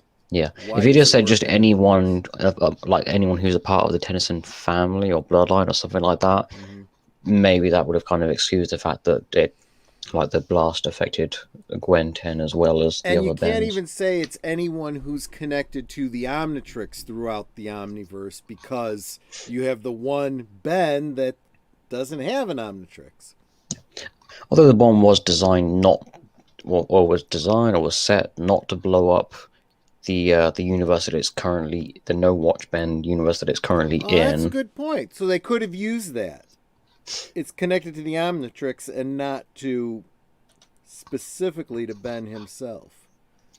But yeah, clearly we're putting more thought into it than the writers But then that did. kind of creates another complication, because Ben Prime is wiped out by the blast too, and as he's being wiped out, his Omnitrix then passes on to No Watch Ben, and No Watch Ben is then going around with Ben Prime's Omnitrix. So if it was set to only wipe out anyone with an Omnitrix, then it would have wiped both of them out. True. Because it would have wiped out Ben Prime, and then it would have wiped out No Watch Ben, because he then had the Omnitrix, because the Omnitrix had been transferred to him. Yeah, they clearly didn't They clearly didn't put the details into the thought. Yeah, like I said, we're putting more thought into it than they did. Yeah.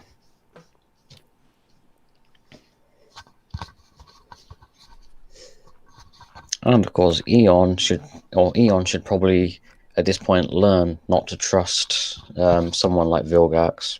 True. Because he's not aware of Vilgax's actual plan. Yeah.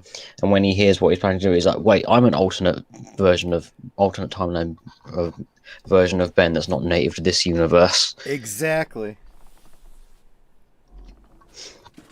And then he runs away, and then he gets hit by the blast as well. Of course he does. Yep.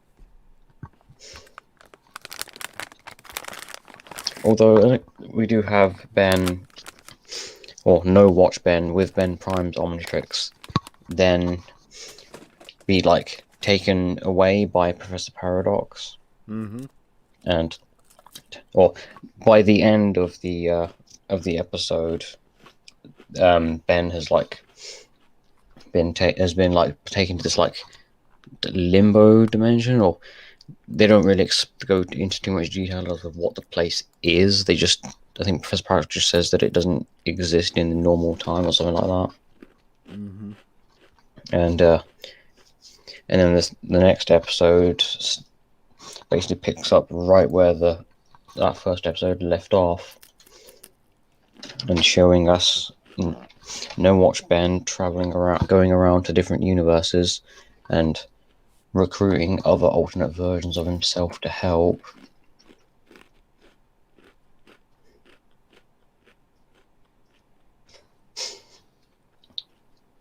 And of course, we have the image that I used as a thumbnail for the stream. Mm-hmm. Yeah, and the first thing that they do is Ben, or No Watch Ben, uses the Omnitrix to turn into Cannonball and fire out of Vorax's ship and hit the escape pod carrying the Omnitrix, so that it actually does hit near Ben. And it's either Paradox or Ben that mentions something about it, like a reset button or a reboot or something like that. Mm-hmm. Or rebooting the timeline or something along those lines. And we get a recreation of the first, well, not the entire first episode, but specifically the moment where Ben first gets the Omnitrix, and also when he turns into Heat Blast. Mm-hmm. And when you actually look at a side-by-side comparison of the events of that episode and then this episode's version of that moment, it's actually pretty accurate aside from the different looking style. Yeah.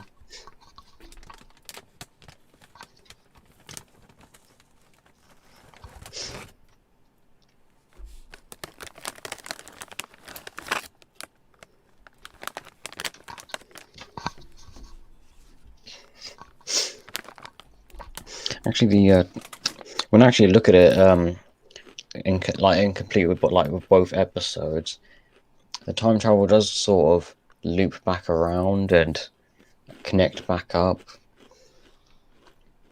Because by the end, once Ben's recruited once he's reset the timeline and then recruited the other versions of himself, instead of him like going with them into the actual fight, they all go through, and then the No Watch Ben stays where he is.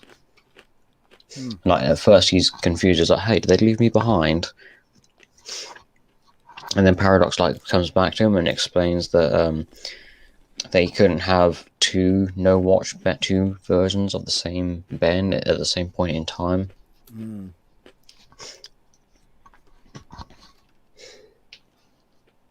I'm pretty sure the episode, which one was it? Back with season 3, I think, with when we were first reintroduced to Eon back in like season 3 of Omniverse, with the when the future version of Ben 10,000 kind of reappeared to Ben at the end of that episode. I think that's the point when where they then bring in like this episode where that like, or bring in that future Ben. I think like he comes from that point there. Oh, okay. I think I know that like moment is connected to the rest of the time travel and stuff that's going on. That makes sense. Or actually, it might be like after this and a later time travel thing.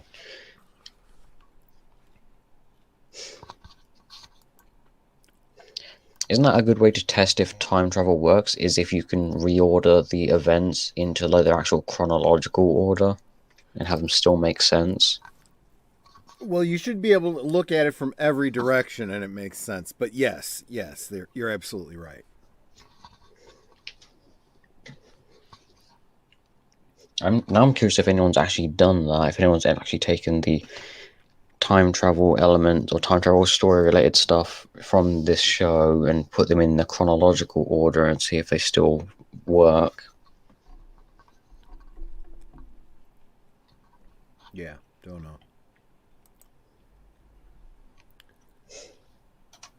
Oh yeah, these two episodes also give us a better look at what this version of Ben's future actually is and what he can do. And he essentially transforms into a fused form of two aliens. So during the fight, he turns into a combination of Four Arms and Humongousaur. And then he also turns into a combination of Atomics and Alien X. Which I'm on the fence about whether I like that or not. because it can kind of be hit or miss whether or not the fusions actually work or not. Yeah.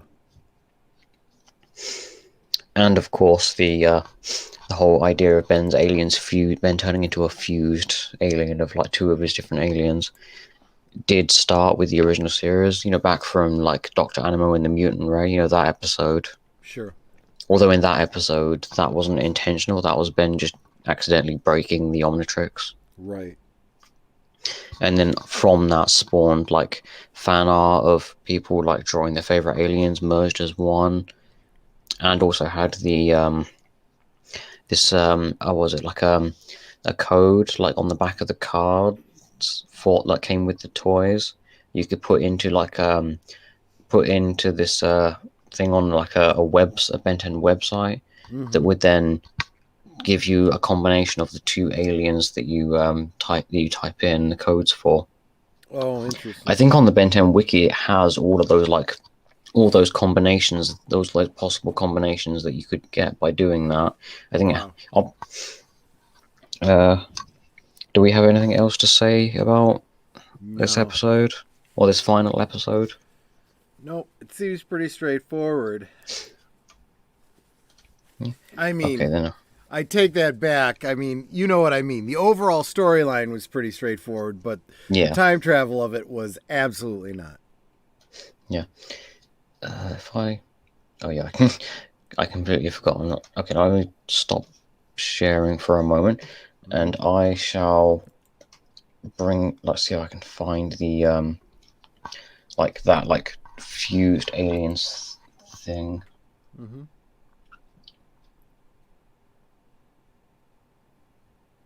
Oh, it's cool. You're in black and white.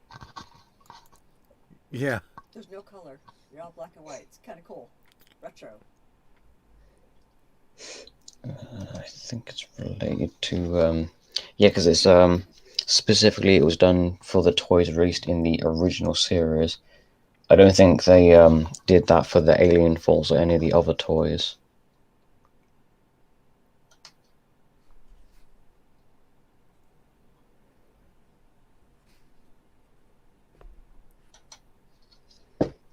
Ow. Actually, if I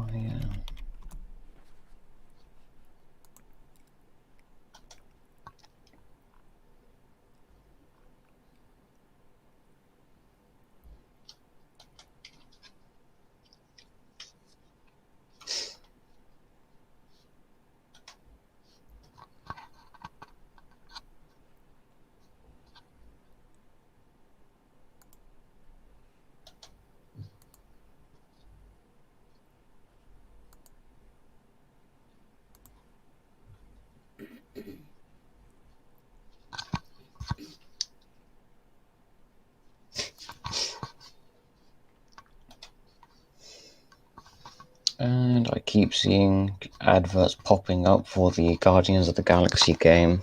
Huh. There's a game? Which, I don't know, I'm on the fence about that one. I didn't really much care for the Avengers game that came out. Yeah, I heard some pretty negative stuff about that. Yeah, that game was a mess.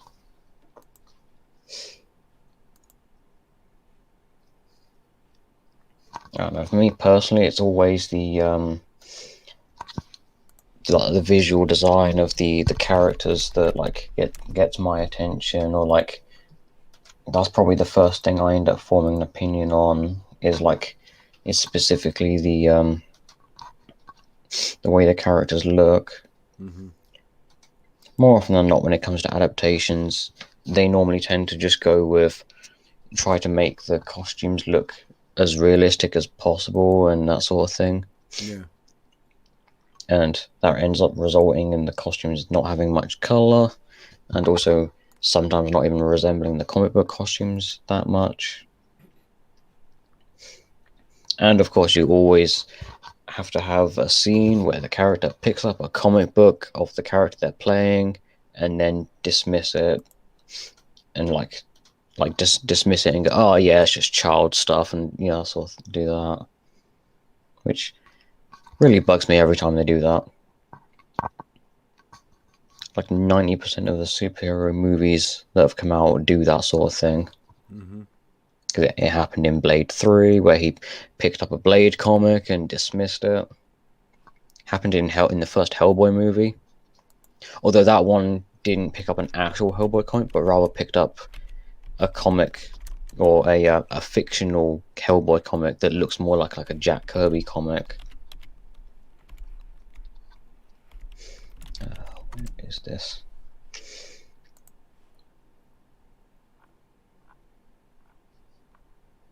Okay, I think instead...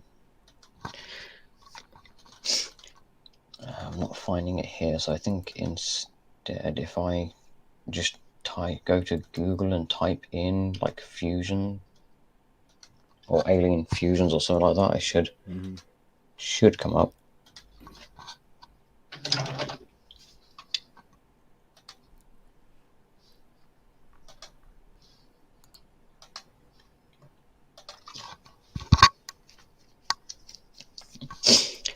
I just noticed that the YouTube, like the stream that I have up on YouTube on another tab, I have just noticed that this whole time it hasn't been muted at all. Oh. And for some reason I didn't notice until like right now, because I suddenly heard my own voice like coming back through my headphones. I was like, wait, why is that echoing? For some reason it wasn't echoing the whole entire time we were doing this up until like right now, then it starts echoing. Huh. Weird. Well, that's good. Yeah.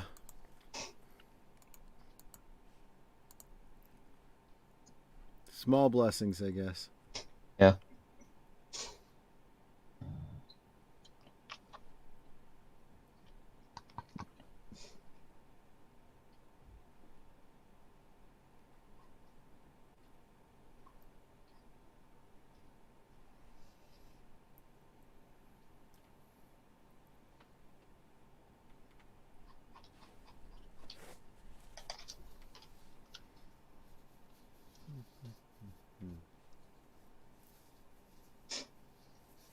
So how many more seasons are there?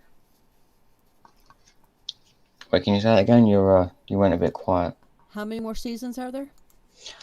There's three more seasons, I think. Yeah, because we're on season 5, and it's seasons 6, 7, and 8. So yes, 3.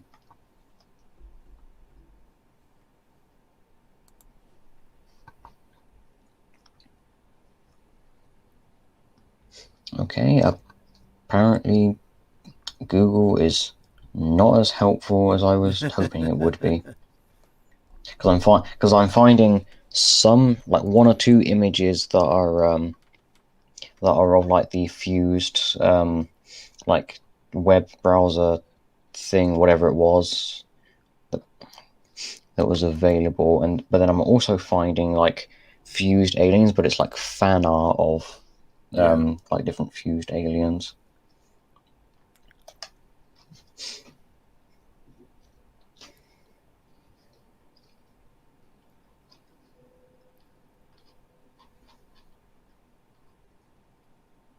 Okay, I wasn't able to find the actual page that has like that features like all of them.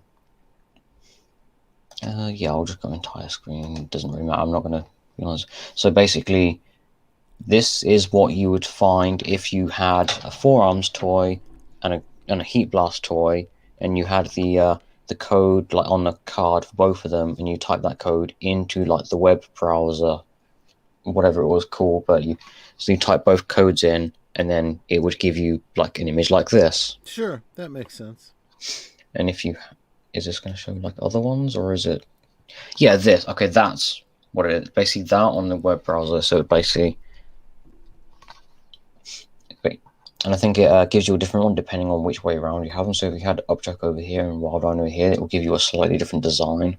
Oh, okay. So obviously, if you had the toy of Upchuck and Wildvine, and you took the codes, went onto the website, and typed them both in, you would get this, or you would get the other design.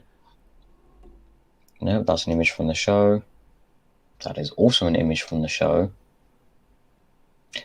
Another image from the show. I don't know why there's so many grey matter images from the actual show itself.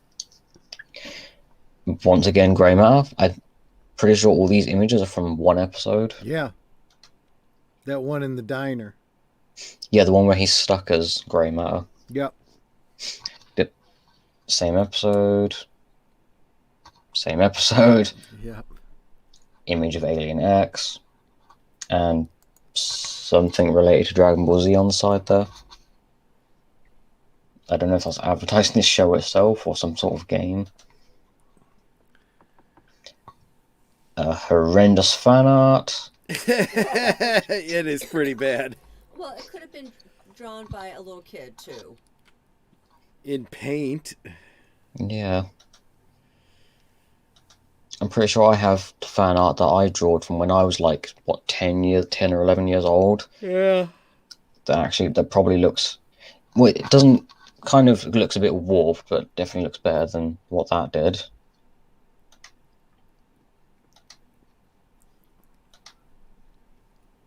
Yeah, there's an... So that's what you'd get if you put in the codes for the Stinkfly and Heat Blast. That makes sense, sure.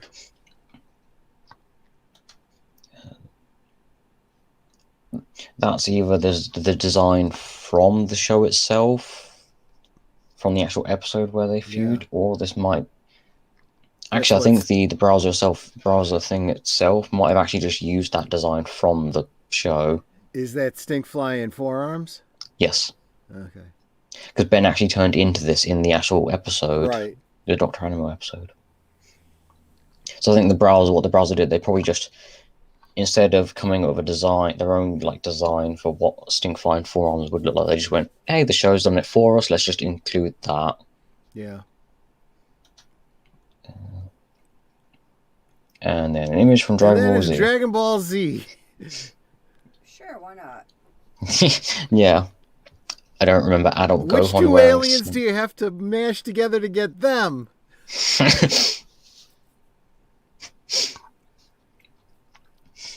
Don't recall adult Gohan ever wearing Saiyan armor like that. That must be like a promotional image or something.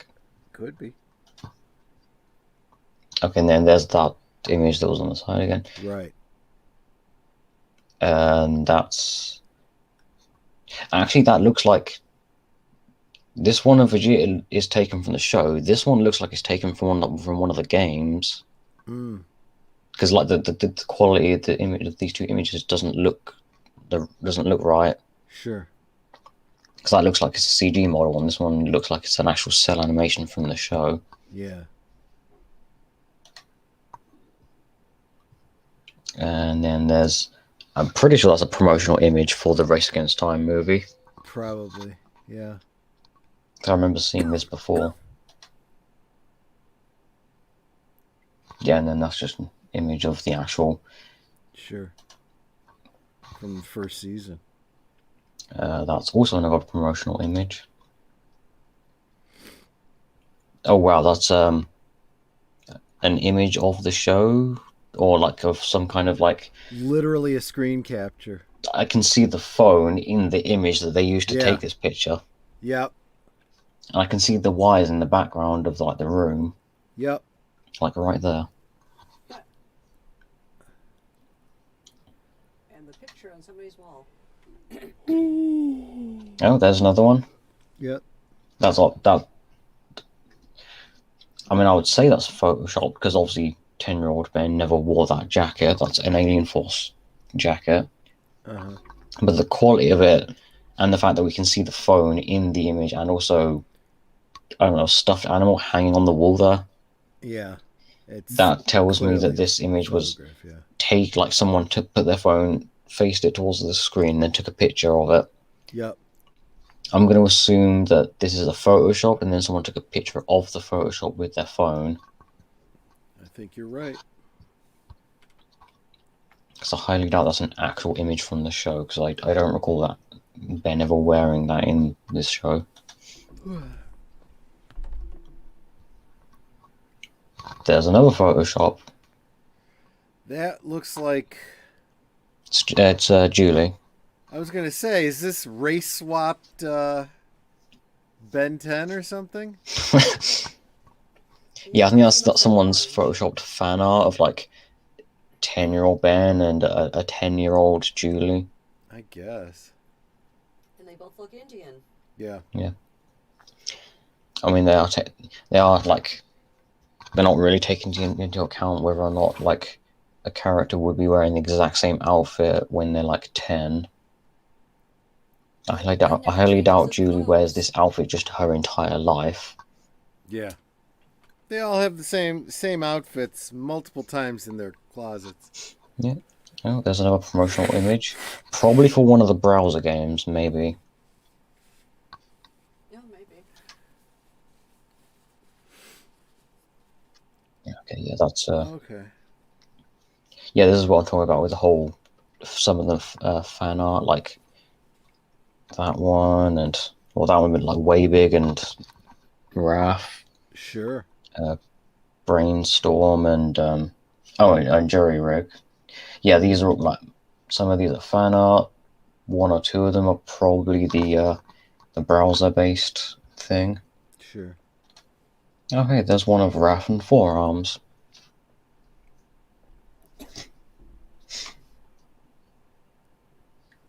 Oh yeah. Okay, these are some of the actual images from like the web from the actual web page itself. Yeah.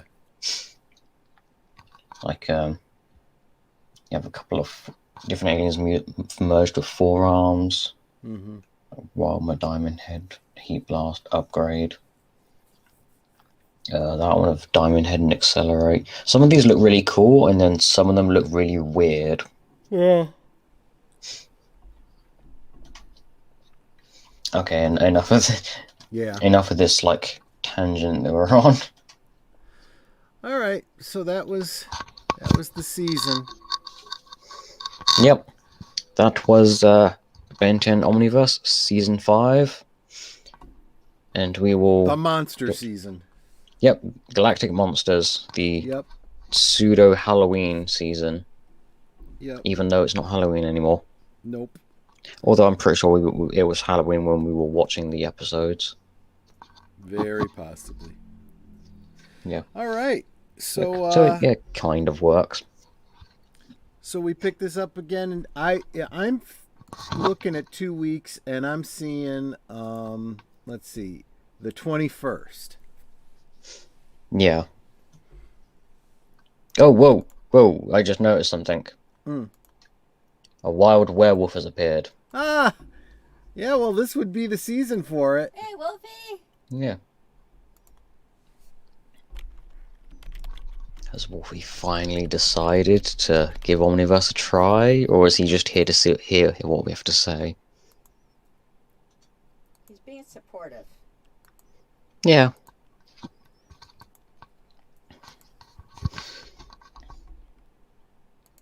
Yeah, so, yeah, 2 weeks. Yeah, it's the 21st. Sounds good.